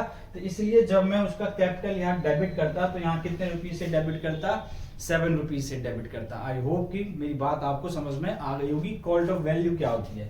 अब कॉल्ड ऑफ वैल्यू यानी number of shares forfeited into में कॉल्ड ऑफ। अब आप क्या लिखेंगे? To share forfeiture account. Share forfeiture account में क्या आएगा? सिंपल आप उसको समझिए कि जितना अमाउंट कंपनी को रिसीव्ड हो गया उस पर्टिकुलर शेयर होल्डर से, अमाउंट रिसीव्ड ऑन टोटल, जितना भी अमाउंट मिला होगा। तो जैसे ही हमारे पास ये इलस्ट्रेशन है, इसमें उसने कौन से पैसे दिए थे मिस्टर एक्स ने, अगर आप उसके shares forfeit, only application money. तो जितने भी उसके पास शेयर्स होंगे मल्टीप्लाई बाय 2 रुपीज जो होगा वो उसका अमाउंट फॉरफीचर में चला जाएगा। यानी कंपनी शेयर्स तो छीन लेती है और जो पैसे उसने कंपनी को डिपॉजिट करे हुए होते हैं तो वो भी कंपनी क्या कर लेती है, अपने पास रख लेती है और उसको कैपिटल प्रॉफिट की तरह डील करती है। तो उसको बोलते हैं शेयर फॉरफीचर, मतलब अमाउंट रिसीव्ड। और जो अमाउंट नहीं मिला, क्या नहीं मिला, शेयर अलॉटमेंट का पैसा नहीं मिला, तो यहाँ पे आप उसको जो है शेयर अलॉटमेंट को क्रेडिट कर दोगे। और क्या नहीं दिया, शेयर फर्स्ट कॉल का पैसा नहीं दिया, तो आप शेयर फर्स्ट कॉल को क्रेडिट कर दोगे। फिर उसने और क्या नहीं दिया, शेयर फाइनल कॉल के पैसे ही नहीं दिए, तो शेयर फाइनल कॉल का पैसा यहाँ पे आप क्या कर दोगे, क्रेडिट। यानी इन तीनों में क्या लिखा जाएगा, कौन सा amount, amount not received, amount not received, जो कंपनी को उस पर्टिकुलर शेयर होल्डर से नहीं मिला। उनको क्या बोलेंगे, कहाँ लिखेंगे, उनके अपने अपने नाम में वर्ड यूज करेंगे कि भाई अलॉटमेंट का कितना था, फर्स्ट कॉल का कितना नहीं मिला, फाइनल कॉल का कितना नहीं मिला। कई बार क्या होता है कि आप इनके जगह पे आप एक वर्ड और यूज कर सकते हो। अगर आपको ये नहीं बता रहा कि अलॉटमेंट के कितने पैसे थे, फर्स्ट कॉल के कितने थे, फाइनल कॉल के कितने थे, ये कहता है कि टोटल, मान लो ऐसा कहता है कि टोटल शेयर की फेस वैल्यू 10 रुपीज थी, ओनली एप्लीकेशन मनी 2 रुपीज का दिया, बाकी दिए ही नहीं। जिसका मतलब कितने नहीं दिए, 8 रुपीज नहीं दिए।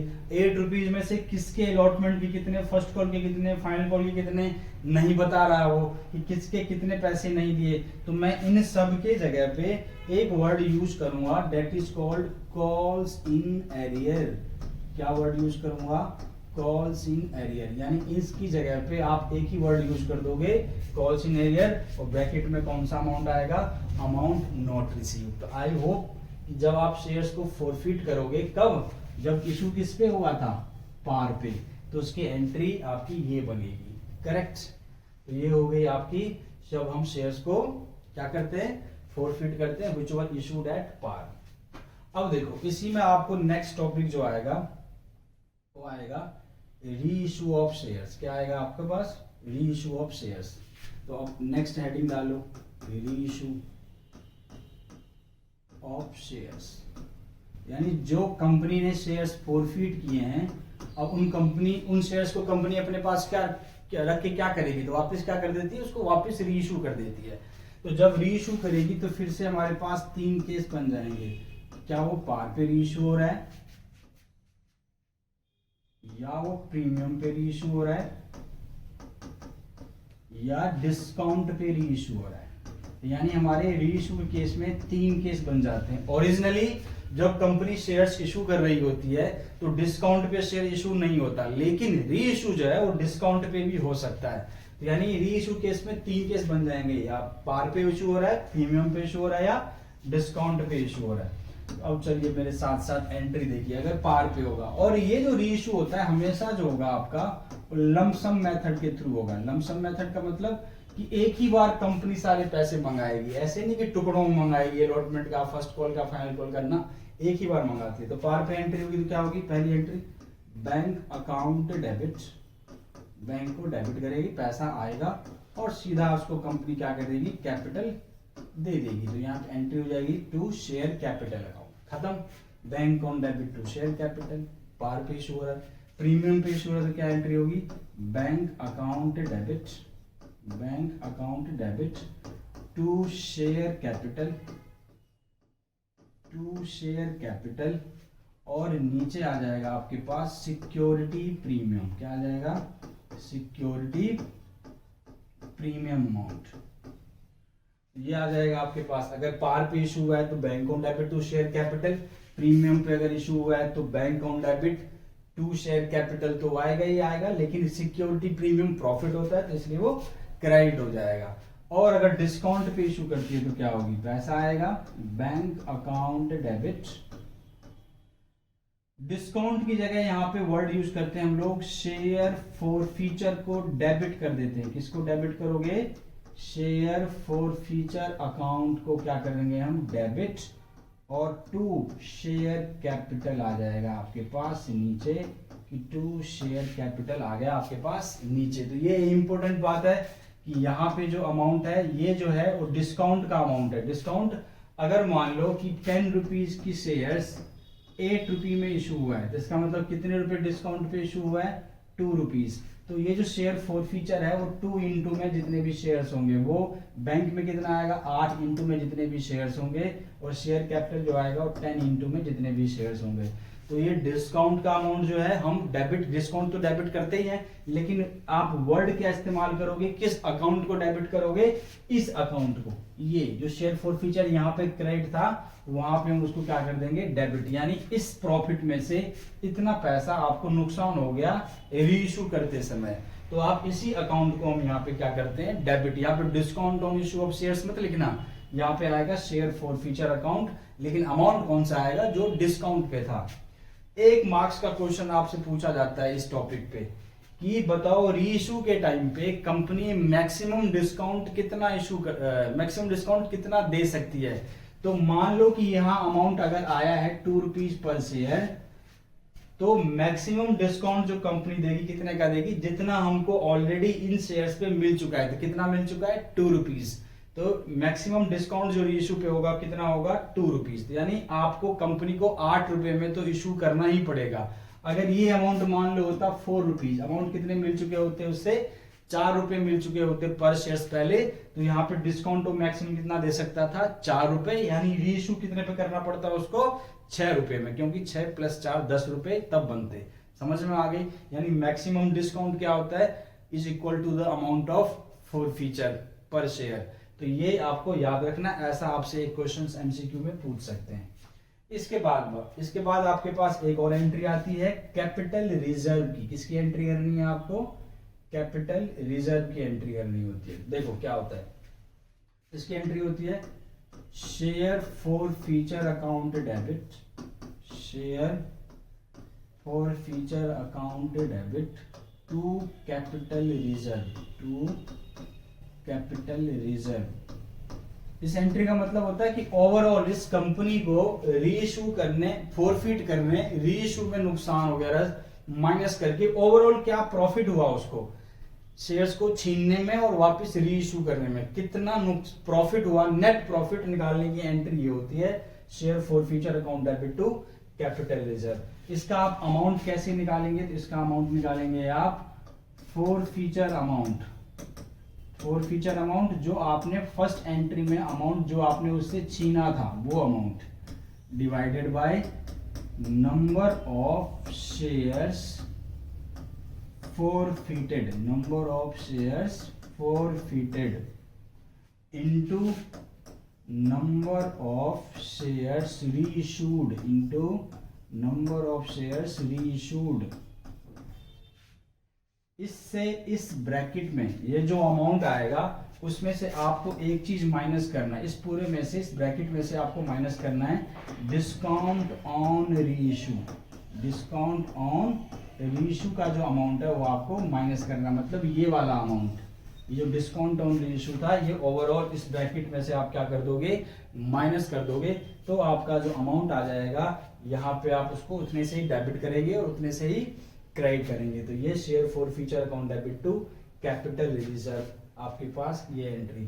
तो आप अगर आप इसका स्क्रीनशॉट लेना चाहते हो तो ले लो, तो फिर मैं जब क्वेश्चंस कराऊंगा तो आपको अच्छे तरीके से समझ में आएगा, तो इसका स्क्रीनशॉट ले लो। चलिए अब हम नेक्स्ट आगे बढ़ते हैं, इसके कुछ इस पे हम एक दो एग्जांपल कराता हूं ताकि आपको समझ में आया नहीं आया चेक करता हूं। सबसे पहला आता है हमारे पास कि ए लिमिटेड फॉरफिटेड 100 शेयर्स। तो 100 शेयर्स मतलब जो मैंने एग्जांपल बताया था कि मिस्टर एक्स थे, यहाँ पे मिस्टर एक्स के पास कितने शेयर्स हैं? 100 शेयर्स हैं। कंपनी के एक शेयर्स की वैल्यू कितनी थी? 10 rupees. Fully called up, fully called up का मतलब होता है कंपनी ने उससे 10 के 10 मंगवा लिए थे अब कितने नहीं दिए कितने दिए वो तो आपको आगे पता चलेगा। इसका मतलब फुल्ली कॉल्ड अप का मतलब कंपनी ने 10 के 10 रुपए मंगवा लिए, करेक्ट है। अब देखो कितने दिए कितने नहीं दिए, कह रहा है for non payment of first call of ₹3 पर शेयर। उसने क्या नहीं दिया, फर्स्ट कॉल जो कि 3 रुपए पर शेयर था उसने नहीं दिया, और उसके साथ साथ फाइनल कॉल था 3 रुपए पर शेयर का, वो भी नहीं दिया उसने। तो टोटल शेयर्स की वैल्यू कितनी थी, फेस वैल्यू, टोटल शेयर्स की वैल्यू थी 10 रुपए। उसमें से क्या नहीं दिया उसने, फर्स्ट कॉल के 2 रुपीज नहीं दिए, सॉरी 3 रुपीज फर्स्ट कॉल के नहीं दिए और 3 रुपीज फाइनल कॉल के नहीं दिए। इसका मतलब टोटल 10 में से 6 रुपए नहीं दिए। तो कितने रुपए उसने पे कर दिए होंगे, यानी कंपनी को कितना रिसीव हो चुका होगा, 4 रुपीज रिसीव हो चुका होगा। समझ में आ गई मेरी बात। तो टोटल 10 रुपए का शेयर था, जिसमें से उसने क्या नहीं दिया, फर्स्ट कॉल के 3 रुपए नहीं दिए और फाइनल कॉल के 3 रुपए नहीं दिए। 10 के 10 मंगवाए थे, जिसमें से 6 रुपीज उसने पे नहीं किया। तो कितने पे कर दिए होंगे, कॉमन सेंस की बात है कि 4 रुपीज उसने पे कर दिए होंगे। अब फिर बाद में कंपनी ने क्या किया, इन शेयर्स को रीइश्यू कर दिया। रीइश्यू की बात हम बाद में करेंगे। तो अब समझो इसकी एंट्री क्या होगी, मैंने क्या बताया था आपको, share capital account debit, share capital account debit. Number of shares forfeited कितने हैं, 100 इनटू में कॉल्ड ऑफ वैल्यू क्या है, called off value 10 rupees face value थी और फुल्ली कॉल्ड अप था। फुल्ली कॉल्ड अप था मतलब कंपनी ने 10 के 10 मंगवाए होंगे। अगर यहाँ लिखा होता 10 रुपीज इज 8 कॉल्ड अप, इसका मतलब कंपनी ने 8 कॉल्ड अप किए, मतलब फाइनल कॉल नहीं मंगवाए होंगे 2 रुपए के। तो यहाँ पे तो फुल्ली कॉल्ड अप है, इसका मतलब 10 के 10 मंगा लिए। तो ये अमाउंट आ जाएगा आपके पास 1000 रुपीज। फिर क्या एंट्री करते हैं हम, शेयर फॉर फीचर अकाउंट को क्रेडिट करते हैं। यहाँ पे क्या अमाउंट आता है, यहाँ पे आता है जो अमाउंट उस पर्टिकुलर शेयर होल्डर ने पे कर दिए हैं कंपनी को। तो कितने पे कर दिए हैं, 4 रुपीज, यानी कंपनी को 4 रुपीज रिसीव हो चुका है पर शेयर। तो 100 इंटू में 4, ये आ गया आपके पास 400 रुपीज। क्या नहीं दिया, यहाँ पे नाम पता है क्या, कितने रुपए किसके नहीं दिए, नाम पता है सर। अगर नाम नहीं पता होता तो calls in arrear word use कर देते। नाम पता है, क्या नहीं दिया उसने, शेयर फर्स्ट कॉल का पैसा नहीं दिया। कितने रुपए का था, 100 इंटू में 3 रुपीज पर शेयर। तो ये अमाउंट आ गया आपके पास 300। और क्या नहीं दिया, फाइनल कॉल के पैसे नहीं दिए, तो 2 शेयर फाइनल कॉल, ये अमाउंट आ गया आपके पास। ये भी 100 इंटू में 3 रुपीज, तो ये भी 300 रुपीज का पैसे उस पर नहीं आए। अगर ये इन दोनों का नाम नहीं पता होता, सिंपली लिखा होता कि 6 रुपीज नहीं आए, किसके कितने नहीं आए, तो मैं इनकी जगह पे calls in arrear revered credit कर सकता था। अब देखो टोटल आपके पास 1000 क्रेडिट हो गया। कंपनी कह रही है all of these shares, all of these shares मतलब टोटल 100 शेयर्स को कंपनी ने क्या कर दिया, रीइश्यू कर दिया, फुल्ली पेड अप 4 रुपीज 10 पर शेयर। फुल्ली मतलब जितनी उसकी फेस वैल्यू थी, तो फेस वैल्यू कितनी थी 10, यानी 10 का शेयर्स 10 पे रीइश्यू हुआ है, जिसका मतलब पार पे हुआ है, प्रीमियम पे हुआ है, डिस्काउंट पे हुआ है, जिसका मतलब पार पे हुआ है। तो पार पे हुआ है तो उसकी एंट्री क्या करते हो आप, उसकी एंट्री करते हो bank account debit, bank account debit to share capital, to share capital. Amount कितना आएगा हमारे पास, 100 इंटू में 10 और 100 इंटू में 10, सिंपल। आपके पास 1000 रुपीज आ गया, डेबिट और क्रेडिट खत्म होगी। तो ये हो गई रीइश्यू की एंट्री। अब एक और एंट्री करनी होती है, share forfeiture to capital reserve, तो उसकी भी कर दो, share forfeiture account debit, account debit to capital reserve. और इसका अमाउंट हम कैसे निकालते थे, इसका अमाउंट निकालने का फॉर्मूला बताया था कि अमाउंट ऑफ फॉर फ्यूचर यानी कितना है 400 rupees divided by number of shares forfeited कितना है 100 multiply by number of shares reissued कितना है 100। उसमें से क्या माइनस करते थे हम, डिस्काउंट ऑन रीइश्यू, जो कि इस क्वेश्चन में है ही नहीं क्योंकि शेयर्स किस पे इशू हुआ है, पार पे। तो ये अमाउंट हो गया आपका 0, 100 से 100 कैंसिल, क्या बचा आपके पास 400। तो ये वाला अमाउंट जो है कितने से हो जाएगी एंट्री 400 रुपीज। आई होप कि आपको समझ में आ गया होगा ये कि अगर फोर फीचर्स करते हैं इस तरह के क्वेश्चंस को कैसे किया जाता है। तो पहली एंट्री हो गई फोर फीचर्स की, दूसरी एंट्री हो गई शेयर्स रीइश्यू की, तीसरी एंट्री हो गई आपके पास कैपिटल रिजर्व की। चलिए एक और हम इलस्ट्रेशन करते हैं इस पे। Next, Y limited forfeited 400 shares of ₹10 each. इस बार देखो कॉल्ड अप, देखो इस बार कितना है, इस बार कॉल्ड अप देखो कि कितना है, 6 रुपीज। पिछले क्वेश्चन में कॉल्ड अप क्या था, फुल्ली, यानी 10 का फेस वैल्यू 10 पे 10 कॉल्ड अप था, यहाँ पे 10 में से 6 कॉल्ड अप है। इसका मतलब 4 रुपीज कंपनी ने अभी मंगवाया ही नहीं, अनकॉल्ड है।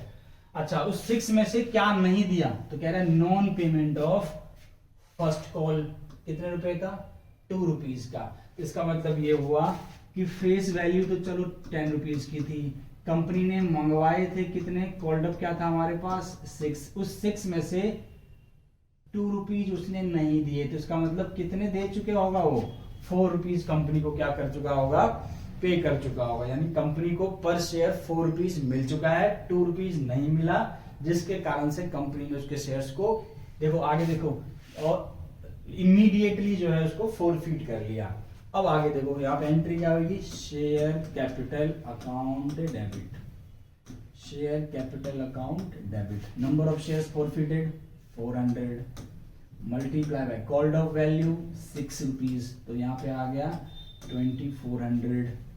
अच्छा, शेयर फोरफीचर्स में क्या अमाउंट आता है, जो कंपनी को मिल चुका होगा, क्या मिला उससे, 6 रुपीज में से जो है 4 रुपीज मिल चुका, तो 400 मल्टीप्लाई बाई 4, ये आ गया आपके पास 1600। फिर क्या नहीं दिया उसमें, तो कह रहा है कि 2 रुपीज जो फर्स्ट कॉल का था उसने पैसे नहीं दिए, तो फिर से नाम मुझे पता है, नाम पता है तो मैं नाम वर्ड यूज करूंगा, शेयर फर्स्ट कॉल अकाउंट कितने का, 400 इंटू में 2 रुपीज यानी 800 रुपीज उसने नहीं दिए। ये हो गई फोर फीचर्स की। अब कह रहा है कि आउट ऑफ दीज, यानी टोटल 400 में से कंपनी ने सिर्फ 300 को ही रीइश्यू किया, और shares were immediately reissued at 5 per share. इसका मतलब ये कि जब कंपनी ने जिस शेयर्स को छीने थे, देखो इमीडिएटली वर्ड बड़ा खतरनाक है ये, इसका मतलब ये क्या कह रहा है कि जो कंपनी ने शेयर्स फोरफीट किए थे उस पर कॉल्ड अप कितना था, 6 रुपीज का भी, यानी 4 रुपीज कंपनी ने मंगवाए ही नहीं, उन्हीं 6 रुपीज वाले शेयर्स को, मतलब इमीडिएटली, मतलब उन्हीं 6 रुपीज पर शेयर वाले शेयर्स को कंपनी ने 5 पर शेयर्स पे रीइश्यू कर दिया। इसका मतलब 1 रुपए डिस्काउंट पे इशू हो गया ये। अच्छा जी, डिस्काउंट की एंट्री देखो कि क्या होती है, डिस्काउंट की एंट्री होती है बैंक अकाउंट डेबिट, फिर आता है यहाँ पे share forfeiture account debit, share forfeiture account debit to share capital, to share capital. तो बैंक में कितने रीइश्यू हुए, 300, कितने पे रीइश्यू हुए, 5 रुपीज पे। शेयर कैपिटल कह रहा है कितने वाला था ये, 6 रुपीज, क्योंकि हमने इससे पहले 6 रुपीज ही मंगाए थे और इमीडिएटली उस 6 रुपीज वाले शेयर्स को हमने रीइश्यू कर दिया था। इसका मतलब कैपिटल तो 6 का था और यहाँ पे 1 रुपीज पर शेयर जो है कंपनी को नुकसान हो गया, तो इसका मतलब यहाँ पे अमाउंट कितना आया, 1500, यहाँ पे कितना आया 300, यहाँ पे कितना आएगा 1800 रुपीज क्रेडिट होगा। तो ये हो गया आपके पास रीइश्यू की एंट्री। अब हमें कैपिटल रिजर्व की एंट्री करनी होती है, तो उसका अमाउंट, उसकी एंट्री क्या होती है, share forfeiture account debit, share forfeiture account debit to capital reserve, to capital reserve. अब शेयर फॉर फीचर में इसका अमाउंट कैसे निकलता था, तो मैंने क्या बताया था, अमाउंट ऑफ फॉर फीचर, यानी कितना हो गया amount of for feature, amount of for feature हो गया 1600 divided by number of shares forfeited, कितने 400, multiply by number of shares reissued, कितने 300। तो जब इसको आप कैंसिल आउट करोगे, ये गया इससे 4 4 जा 16, ये आ गया आपके पास 1200। इसमें से और क्या माइनस करना होता है हमको, डिस्काउंट का अमाउंट, डिस्काउंट कितना था 300, तो ये अमाउंट कितना बच गया 900। तो ये आपकी एंट्री जो होगी कितने से होगी, 900 से होगी। तो इस तरह से हमको ये वाले इस तरह से क्वेश्चंस करने हैं। ठीक है, नेक्स्ट क्वेश्चन है आपके पास, ये नेक्स्ट है कि delimited forfeited 1000 shares of 10 each, फिर से लिखा हुआ है fully called up on which the holder has paid only the application money, यानी सिर्फ उस 10 रुपए में से कितने पे किए शेयर होल्डर ने, 3 रुपीज एप्लीकेशन मनी का। इसका मतलब ये कि 7 रुपीज उसने पे ही नहीं किया। और अब 7 रुपीज पे नहीं किया तो देखो इसमें ये नहीं बता रखा कि 7 रुपीज किसका, फर्स्ट कॉल के, अलॉटमेंट के, फाइनल कॉल के, नहीं। तो यहाँ पे वर्ड क्या यूज करोगे, कॉल्स इन एरियर। फिर उनमें से क्या होगा, उस 1000 शेयर्स में से कंपनी ने 600 शेयर्स को रीइश्यू कर दिया एट 10 रुपीज 50 पैसे। तो इसका मतलब ये कि फेस वैल्यू 10 रुपीज का था, 50 पैसे प्रीमियम पे इशू किया है, तो यहाँ पे प्रीमियम पे रीइश्यू हो गया। ये आप लोगों के लिए होमवर्क है, आप लोग खुद करेंगे। इसका आंसर जो है आप मुझे बताएंगे। कैपिटल रिजर्व की एंट्री आप लोग मुझे फटाफट से बताएं, इसमें कैपिटल रिजर्व कितना आएगा, करेक्ट है। तो ये आप लोगों के लिए खुद करना है, ठीक है, आप लोगों के लिए होमवर्क है ये। तो आई होप कि आपको अगर शेयर्स फॉरफीचर होता है, जो शेयर्स पहले पार पे अगर ओरिजिनली इशूड हुए थे उनको अगर फॉरफिट करते हो तो क्या एंट्री करते हैं। हमारी जो नेक्स्ट टॉपिक है, हमारा जो नेक्स्ट टॉपिक रहेगा वो रहेगा उन शेयर्स को फॉरफिट करना जो पहले प्रीमियम पे इशू हुआ हो। तो उस पे अब हम नेक्स्ट टॉपिक पे करेंगे। अब हमारा नेक्स्ट टॉपिक है उन शेयर्स को फॉरफिट करना जो शेयर्स पहले किस पे इशू थे, प्रीमियम पे। अभी जो मैंने आपको कराया वो उन शेयर्स को फॉरफिट किया था हमने जो पहले किस पे इशू थे, पार पे। तो मेरे साथ साथ फटाफट आ जाइए, आप फटाफट आ जाइए कि हम पार पे जब हम करते हैं तो क्या एंट्री करते हैं। तो लिखो मेरे साथ साथ फॉरफीचर्स। इसके मेरे बच्चों 2 केस हैं। 2 केस क्या है, पहला केस 1 क्या है, केस 1 है आपके पास when premium amount is received, premium amount is received. और दूसरा केस है इसमें आपके पास केस 2 व्हेन प्रीमियम अमाउंट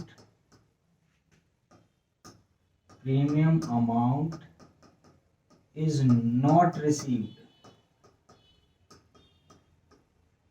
ये हमारे पास 2 केस रहेंगे, केस 1 और केस 2। अब आपको इसमें देखना है कि जर्नल एंट्रीज, अब मैं कैसे क्वेश्चंस होगा, आपको समझ में कैसे आएगा कि ये प्रीमियम मिला है या नहीं मिला है। तो उसके लिए जैसे एक शेयर्स की फेस वैल्यू थी हमारे पास 10 रुपीज, एप्लीकेशन का ले लो आप 2 रुपीज, अलॉटमेंट का ले लो आप 3 रुपीज, फर्स्ट कॉल का ले लो आप 2 रुपीज एंड फाइनल कॉल ले लो आप 3 रुपीज। इस तरह से टोटल जो थे हमारे पास 10 रुपीज कंपनी इस तरह से जो है उसको ड्यू करेगी, मंगवाएगी। अब अलॉटमेंट भी मैं ले लेता हूँ 2 रुपीज का प्रीमियम, 2 रुपीज का प्रीमियम। इसका मतलब शेयर्स हमारे पास कितने पे इशू हुआ है, 5 रुपए पे। कितने पे शेयर्स इशू हुए हैं हमारे, 5 रुपए पे। अब क्वेश्चन में प्रीमियम इंक्लूड हो गया। अब हमें ये देखना है जब आप इसके शेयर्स को फॉरफिट कर रहे होगे तब आपको ये देखना है कि क्या उसने अलॉटमेंट तक का पैसा दे दिया है। अगर अलॉटमेंट तक के पैसे दे दिए होंगे तो इसका मतलब प्रीमियम भी दे दिया होगा, और अलॉटमेंट के अगर पैसे नहीं दिए होंगे तो इसका मतलब प्रीमियम नहीं दिया होगा। तो अगर अलॉटमेंट तक के पैसे दे दिए होंगे तो व्हेन प्रीमियम अमाउंट रिसीव्ड ये वाला केस अप्लाई हो जाएगा, और जब अलॉटमेंट के पैसे उसने नहीं दिए होंगे तो प्रीमियम भी नहीं दिया होगा, तो उस केस में हम फिर केस 2 को अप्लाई करेंगे। आप क्वेश्चन में इस तरह से सबसे पहले आइडेंटिफाई करोगे कि प्रीमियम मिला या प्रीमियम नहीं मिला। चलिए अब हमारे को इसके साथ साथ फटाफट से मैं एंट्रीज करवाता हूं। तो जब प्रीमियम मिल चुका है तो क्या एंट्री करेंगे, एंट्री मैंने बताई थी कि शेयर कैपिटल तो डेबिट होगा, तो share capital account debit to share forfeiture account, और 2 आ जाएगा आपके पास जो पैसे उसने नहीं दिए। तो यहाँ पे अलॉटमेंट में प्रीमियम था तो अलॉटमेंट तक का पैसा दे दिया होगा, तो 2 आएगा यहाँ पे शेयर फर्स्ट कॉल, और 2 आएगा यहाँ पे शेयर फाइनल कॉल। मैंने आपको अभी बताया था कि यहाँ पे शेयर कैपिटल में क्या लिखते हो आप, number of shares number of shares forfeited into में कॉल्ड ऑफ वैल्यू। तो उसके बाद शेयर फॉरफीचर अकाउंट में क्या आता है, जो अमाउंट मिल गया। तो जैसे इस एग्जांपल में क्या अमाउंट, अगर मान लो अलॉटमेंट तक के पैसे दे दिए उसने, तो एप्लीकेशन और अलॉटमेंट दोनों का पैसा कंपनी को मिल चुका होगा, तो उन दोनों का सम यहाँ पे लिखना है। लेकिन ध्यान रखने वाली बात पता है क्या है बच्चों, यहाँ पे एक्सक्लूडिंग प्रीमियम लिखा जाएगा, एक्सक्लूडिंग प्रीमियम। अगर मान लो कि हमारे पास एप्लीकेशन का अमाउंट था, जैसे मैंने बताया था अभी, ₹2 का, अलॉटमेंट था 3 + 2, तो यहाँ तक के उसने पैसे दे दिए, तो टोटल तो उसने दिए तो 7 होंगे, लेकिन इस 7 में ₹2 किसका इंक्लूड है, प्रीमियम का, तो हम इसको क्या कर देंगे, लेस। तो यानी टोटल अमाउंट जो यहाँ पे शेयर फॉरफीचर अमाउंट में आएगा वो सिर्फ ₹5 ही आएगा, एक्सक्लूडिंग प्रीमियम। जब प्रीमियम मिल जाता है तो उसको हम कहीं पे भी शो नहीं करते एंट्री में, ना डेबिट में ना क्रेडिट में, इसलिए यहाँ पे एक्सक्लूडिंग प्रीमियम, ये इंपॉर्टेंट बात है जो आपको याद रखनी है। Correct, excluding premium. First call पे जो पैसा नहीं आया, जैसे फर्स्ट कॉल हमारे पास ₹2 का था तो ₹2, ऐसे अगला कॉल फर्स्ट, फिर लास्ट में फाइनल कॉल ₹3 का, तो पैसे number of shares multiply by first call ₹2, फिर फाइनल कॉल पे number of shares multiply by ₹3 final call का। इस तरह से आपको एंट्री करनी है, कब, जब प्रीमियम आपको मिल चुका होता है। अच्छा, जब आपको प्रीमियम नहीं मिला तो कैसे एंट्री करोगे आप, देखो शेयर कैपिटल तो डेबिट होगा, तो आप एंट्री करोगे शेयर कैपिटल अकाउंट डेबिट, वही number of shares forfeited multiply by called off value.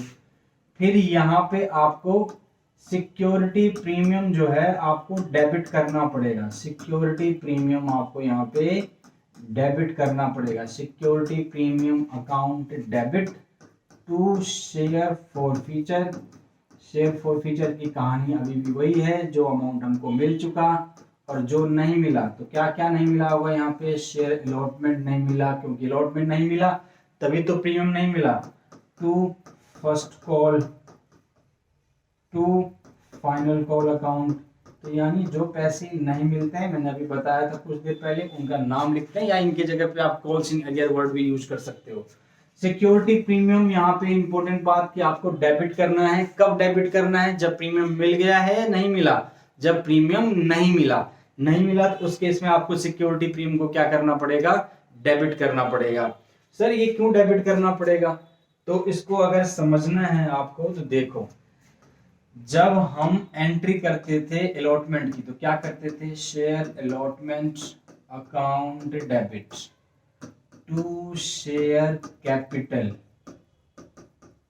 और टू हमने सिक्योरिटी प्रीमियम, ये वाली एंट्री हमने पहले कर दी, और उसके बाद क्या हुआ कि जब bank account debit to share allotment की एंट्री हम करेंगे, तो लेकिन जिस पर्टिकुलर शेयर होल्डर्स के आप शेयर्स को फॉरफिट कर रहे हो, जिसने अलॉटमेंट का पैसा नहीं दिया था, तो उस बंदे ने अलॉटमेंट के पैसे नहीं दिए होंगे, तो प्रीमियम भी नहीं दिया होगा, लेकिन ये सिक्योरिटी प्रीमियम क्रेडिट तो हो चुका है।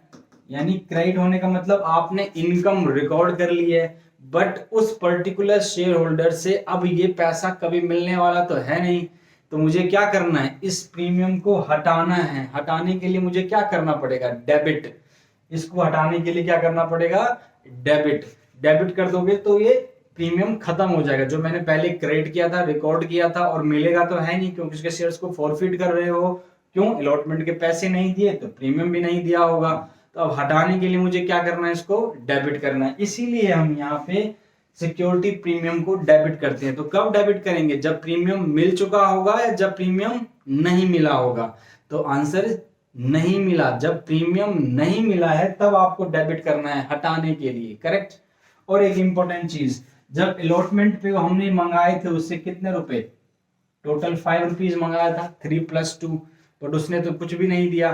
तो जब नहीं दिया तो यहाँ पे क्योंकि ऊपर ₹2 का प्रीमियम आ गया है, समझ में आ रही है, ₹10 मान लेते हैं पूरा कॉल्ड अप है, फॉरफीचर उसने सिर्फ एप्लीकेशन दी ₹2 का, फर्स्ट कॉल ₹2 का नहीं दिया, फाइनल कॉल ₹3 का नहीं दिया, तो अब देखो यहाँ पे टोटल अमाउंट कितना बन रहा है 12, और यहाँ पे टोटल अमाउंट कितना बन रहा है 3 + 2 5, 5 + 2 7, 7। मुझे यहाँ भी 12 लाना है, इसका मतलब यहाँ पे आपको कितना लिखना पड़ेगा 5 रुपीज। तो 5 रुपीज के लिए मैं यहाँ पे क्या लिखवा देता हूँ आपको ब्रैकेट में, यहाँ पे लिखेंगे आप इंक्लूडिंग प्रीमियम।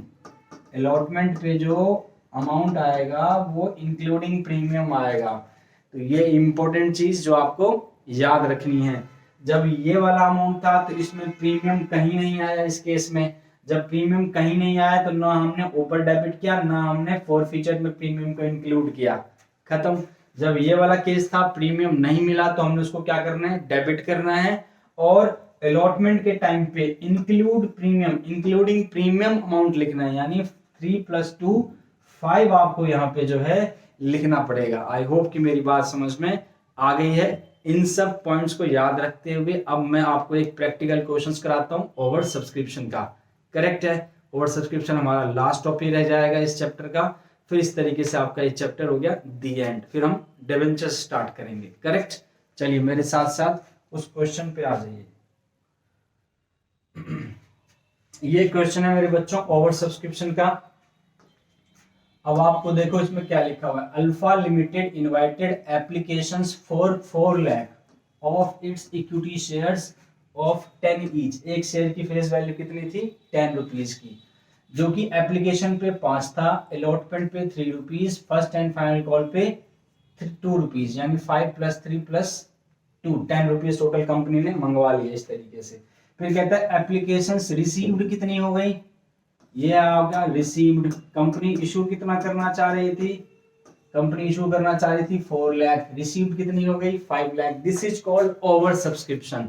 इसी को बोलते हैं हम लोग ओवर सब्सक्रिप्शन, मतलब लोगों ने ज्यादा अप्लाई कर दिया। अब क्या करेंगे, लेकिन कंपनी मैक्सिमम शेयर्स इशू कितना, मतलब शेयर होल्डर्स को दे कितना सकती है, सिर्फ 4 लाख। 5 लाख आ तो गए हैं, बट कंपनी शेयर्स इशू जो करेगी मैक्सिमम वो 4 लाख ही करेगी। तो इसमें क्या अप्लाई करना पड़ता है, फिर प्रोराटा। प्रोराटा मतलब रेशो, अनुपात। कंपनी इनको 5 लाख वालों को 4 लाख टुकड़ों में देगी, ऐसे नहीं देगी कि 5 लाख को 5 लाख दे नहीं सकती। मैक्सिमम कितना इशू करेगी 5 लाख के बदले 4 लाख, तो रेशोज में देगी। तो कैसे, किस रेशोज में देगी, तो ये कह रहा है कि to refuse allotment to the applicants 20,000 shares, मतलब 20,000 शेयर्स के लिए जिसने अप्लाई किया था उसको कुछ भी शेयर्स नहीं मिलेगा, उसको मिलेगा नील। तो समझ में आ गई। फिर आता है to allotment full applications for 80,000 shares, जिसने 80,000 शेयर्स के लिए अप्लाई किया उसको कह रहा है पूरा दे दो, 80,000 दे दो।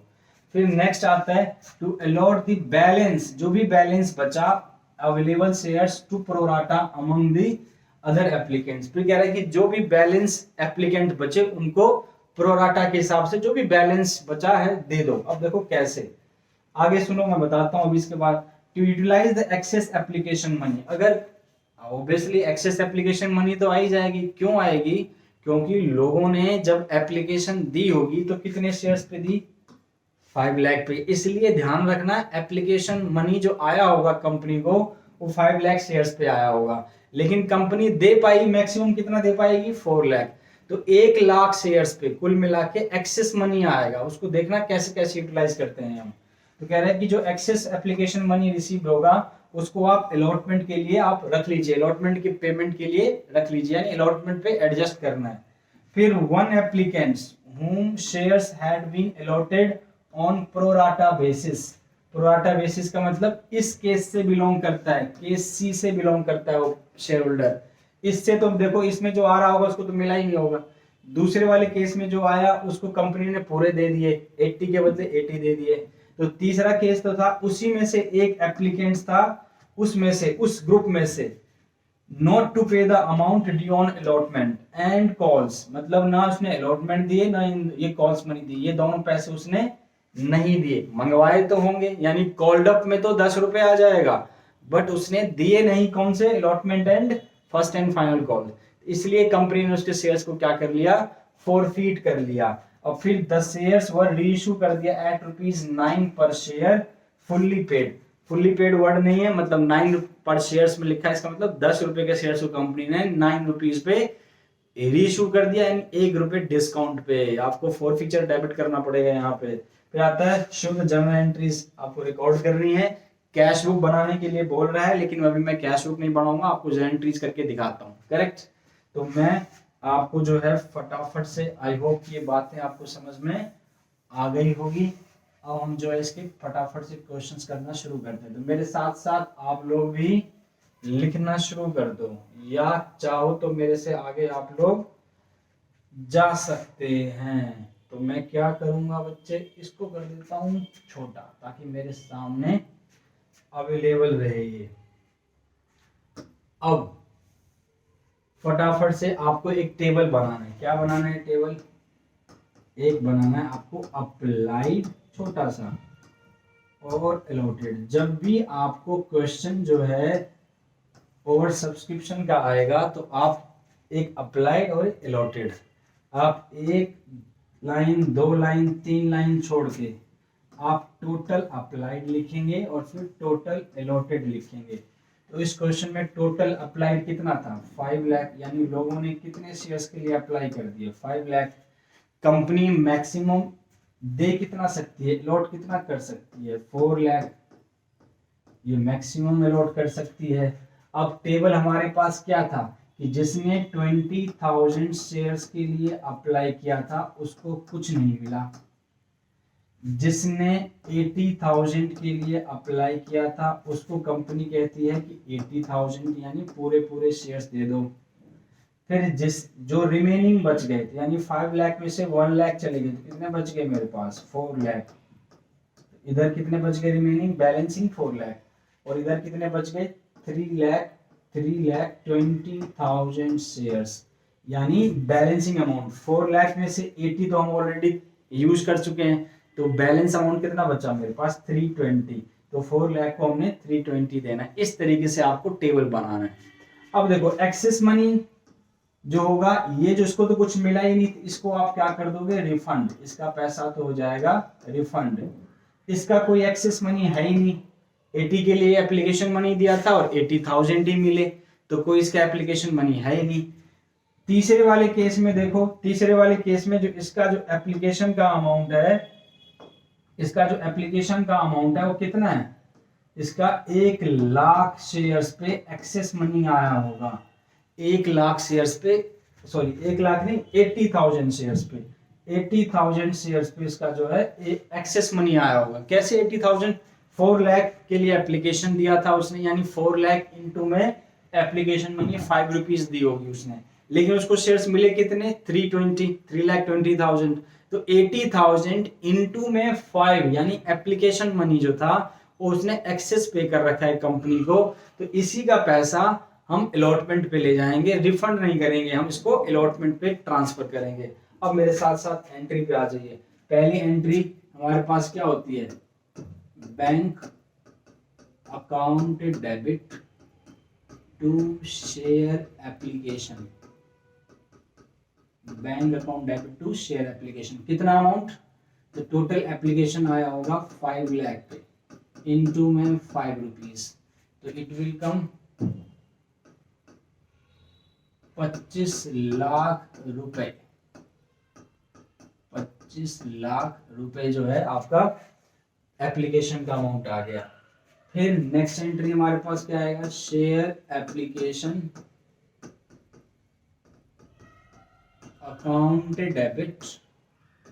ये भी कितने पे होगा? ये होगा 5 लाख इंटू में 5, तो ये आ गया 25 लाख।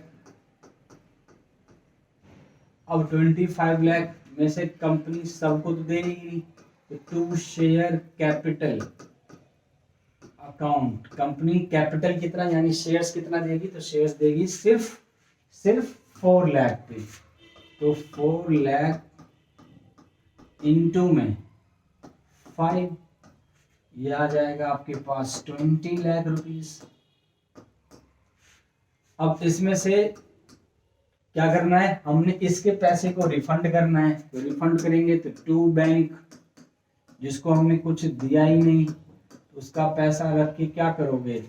उसका पैसा रखोगे तो आपको तो धोखा कर रहे हो आप उसके साथ। तो उसके पैसे को भी हम क्या कर देंगे, रिफंड कर देंगे। ये हो गया आपके पास 1 लाख, करेक्ट।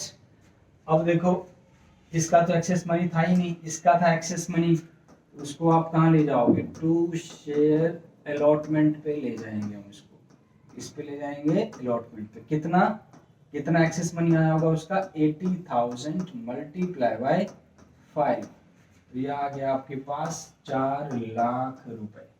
इस तरह से ये वाली एंट्री हमारी कंप्लीट हो जाएगी। यानी जब भी एक्सेस मनी होगा आपको उसको सेकंड एंट्री में ही एडजस्ट करना है।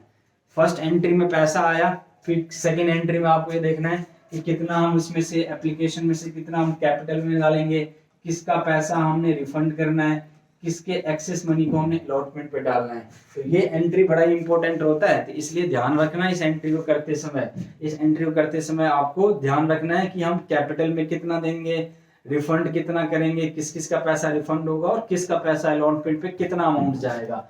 तो ये एंट्री ढंग से देखना है आपको, करेक्ट। नेक्स्ट एंट्री हमारे को इसके साथ क्या करनी है, नेक्स्ट एंट्री करनी है हमारे को, मैं एक बार देख लेता हूं, 3 और 2 रुपीज। चलो अब नेक्स्ट एंट्री जो है हमारे को क्या है, क्या करते हैं, share allotment account debit to share capital. क्या यहाँ पे प्रीमियम था इस क्वेश्चन में, नहीं।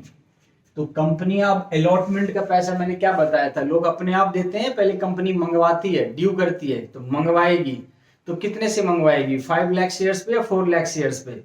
ऑब्वियसली सर जब शेयर्स दिए ही 4 लाख हैं तो 4 लाख पे ही मंगाएगी। अलॉटमेंट का जो अमाउंट आएगा कंपनी ड्यू करेगी 4 लाख इंटू में 3, ये हो गया आपके पास 12 लाख रुपीज जो है कंपनी मंगवाएगी इस तरीके से अलॉटमेंट का पैसा। फिर जब रिसीव होगा अलॉटमेंट का पैसा तो क्या होगी entry, bank account debit to share allotment. अब यहाँ पे भी आपको देखना है, यहाँ पे भी आपको एक देखना है चीज जो मैं बता रहा हूं, मैं थोड़ा सा गैप छोड़ना है, टू शेयर अलॉटमेंट। तो पहले तो ये देखो आप, ये एंट्री को ध्यान से देखो, यही एंट्री प्रॉब्लम क्रिएट करेगा। तो आप ये देखो अलॉटमेंट पे कंपनी को कितने पैसे मिलने चाहिए थे, तो टोटल मिलने चाहिए थे 12 लाख, जिसमें से ऑलरेडी 4 लाख कंपनी को पहले ही एप्लीकेशन का पैसा उसी में बच गया था, रिसीव हो गया था। तो नेट अमाउंट कितना बचा, 8 लाख। अब 8 लाख में से हमें माइनस करना है उस पर्टिकुलर शेयर होल्डर का जिसने अलॉटमेंट के पैसे नहीं दिए थे। तो उसने अगर उसका अमाउंट मान लो कि जो भी हमें मिल जाता है तो वो उसमें से आप माइनस कर दोगे, और ये वाला अमाउंट ही तो कॉल्सिंग एरियर कहलाएगा, यही वाला अमाउंट कहलाएगा उसका कॉल्सिंग एरियर अकाउंट डेबिट। अब ये क्वेश्चन मार्क हमको ढूंढना है कि उस पर्टिकुलर बंदे ने कितने पैसे नहीं दिए, उस शेयर होल्डर ने कितने पैसे नहीं दिए। अब हमारे पास सवाल आता है सर कि वो जो शेयर होल्डर था उसके पास कितने शेयर्स थे, उसके पास आई थिंक उसके पास शेयर्स थे 400 शेयर्स थे जो कि उसने पैसे नहीं दिए। 400 शेयर्स उसके पास थे तो उसने उसके पैसे नहीं दिए। तो फिर सवाल आता है कि सर इसमें से वो किस ग्रुप से बिलोंग करता है, क्या वो बंदा इसमें से था या इस ग्रुप में से था या इस ग्रुप में से था, इसका भी इंपॉर्टेंट है ना। अगर इस ग्रुप में होगा तो अगर उसने अलॉटमेंट के मान लो कि बीच वाले ग्रुप में होगा तो उसके अलॉटमेंट के पैसे 1 रुपए एप्लीकेशन का नहीं आ रहा होगा अलॉटमेंट के टाइम पे, यानी कोई एडवांस था ही नहीं उसका। तो जब उसने नहीं दिए तो सीधा सीधा इसने 400 पे नहीं दिए होंगे। लेकिन अगर वो इस ग्रुप से बिलोंग करता है, जैसे कि इस क्वेश्चन में वो बंदा इसी ग्रुप से बिलोंग करता है, वो जो कह रहा है 1 शेयर होल्डर है वो इस ग्रुप से बिलोंग करता है। अगर इस ग्रुप से बिलोंग करता है तो इसका मतलब ये हुआ कि अगर उसने 400 शेयर्स उसने मिले हैं, उसको मिले हैं अगर 400 शेयर्स, तो कुछ ना कुछ ज्यादा के लिए वो अप्लाई कर रहा होगा, हाँ या ना। क्योंकि 400 के बदले 400 तो नहीं मिले होंगे, तो अगर उसको मिले हैं 400 तो उसने कुछ ज्यादा के लिए क्या करा होगा, कुछ ज्यादा के लिए क्या किया होगा, अप्लाई किया होगा। तो आपको एक ढूंढना है सबसे पहले कि वो उसने अप्लाई कितने शेयर्स के लिए किया था। तो कैसे करेंगे, मैं देखो ऐसे आपको सिखाता हूँ, ध्यान रखो इसको। 4 लाख कोई फॉर्मूला नहीं है, सीधा 4 लाख इक्वल टू में कितना है 3,20,000, इसी ग्रुप से बिलोंग करता है। ये क्या है अप्लाइड, ये क्या है अलॉटेड। अब उसको 400 क्या हुए हैं अलॉट हुए हैं, तो आपको क्या ढूंढना है कि इसका अमाउंट अप्लाइड का अमाउंट ढूंढना है। क्रॉस मल्टीप्लाई कर दो, क्रॉस मल्टीप्लाई करोगे तो x की वैल्यू आपके पास कितनी निकल के आएगी, फटाफट से कैलकुलेट करो।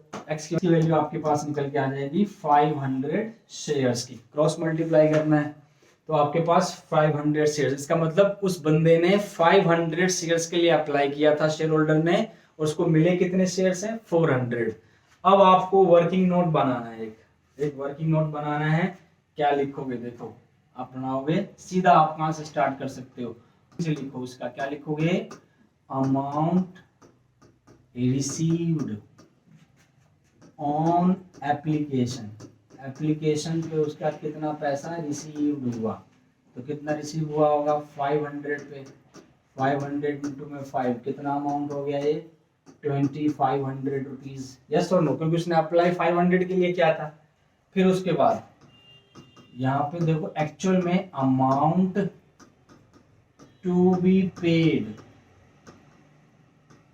ऑन एप्लीकेशन, उसको देना कितना चाहिए था एप्लीकेशन पे, उसको देना चाहिए था 400, क्योंकि उसको मिले तो 4 ही हैं।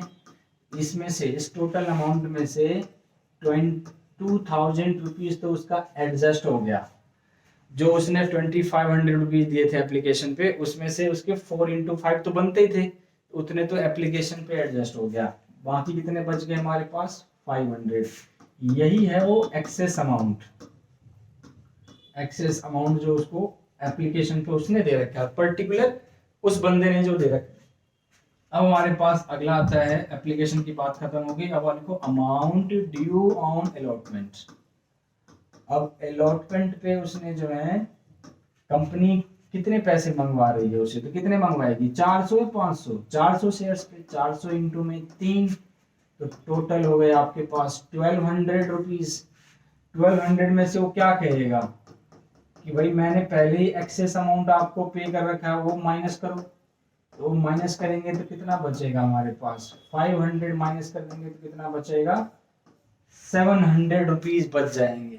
ये पैसा उसको देना था 700 रुपीज, जो उसने नहीं दिया, तो अमाउंट नॉट रिसीव्ड कितना है 700। कॉल्सिंग एरियर का अमाउंट कितना मिल गया मेरे को 700।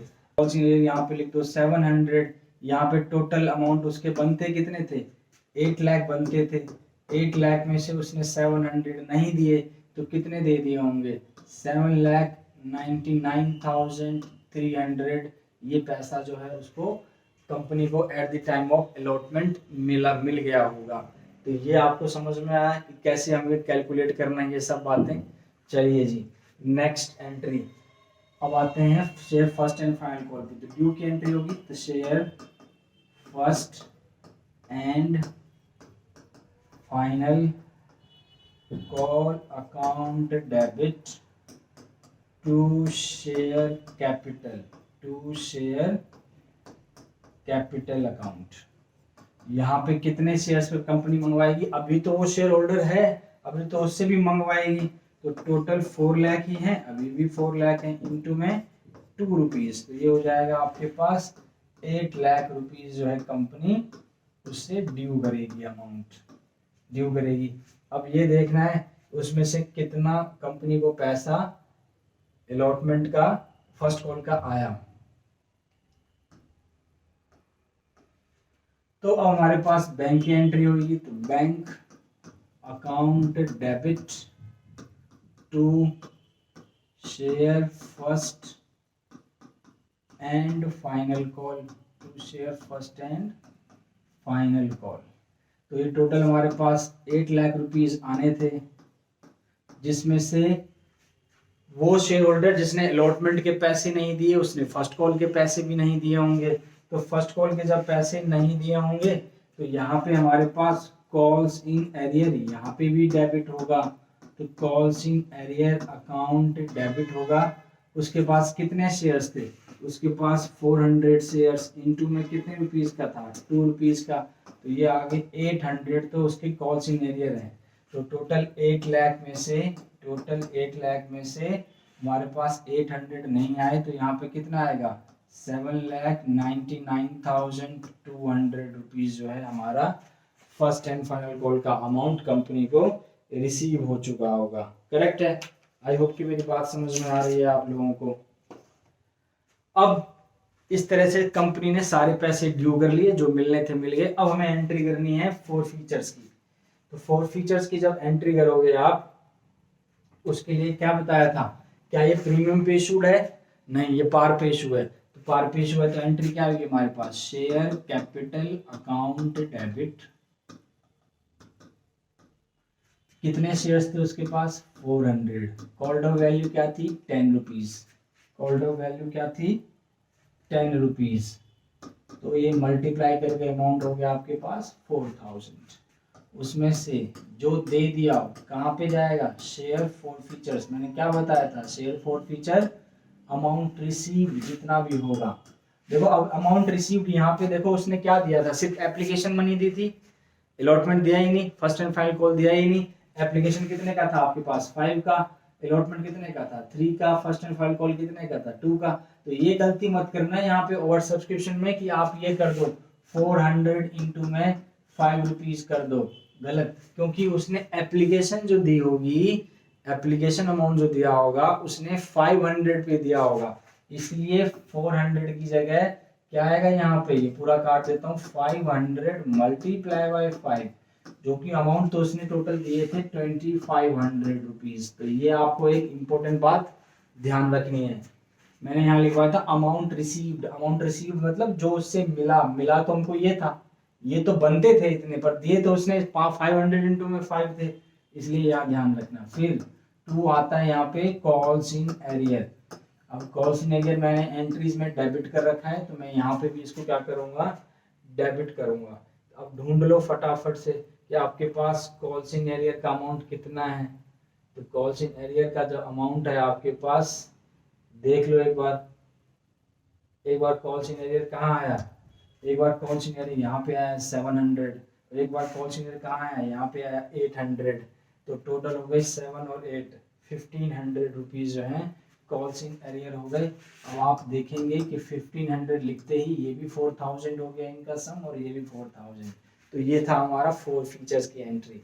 अब रीइशू कंपनी कर रही थी 9 रुपीज पर शेयर पे, तो रीइशू करेगी तो क्या डिस्काउंट पे इशू हुआ है, तो बैंक अकाउंट डेबिट, और डिस्काउंट के लिए हम क्या वर्ड लिखते थे, share forfeiture account debit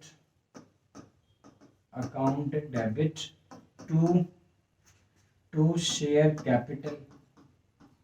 तो कंपनी ने 400 शेयर्स को रीइशू कर दिए, तो 400 इंटू में 10, 400 रुपीज इंटू में 1, और 400 इंटू में 9, क्योंकि 9 पे इशू। तो यहाँ गया 3600, यहाँ गया 400, तो यहाँ गया 4000 रुपीज।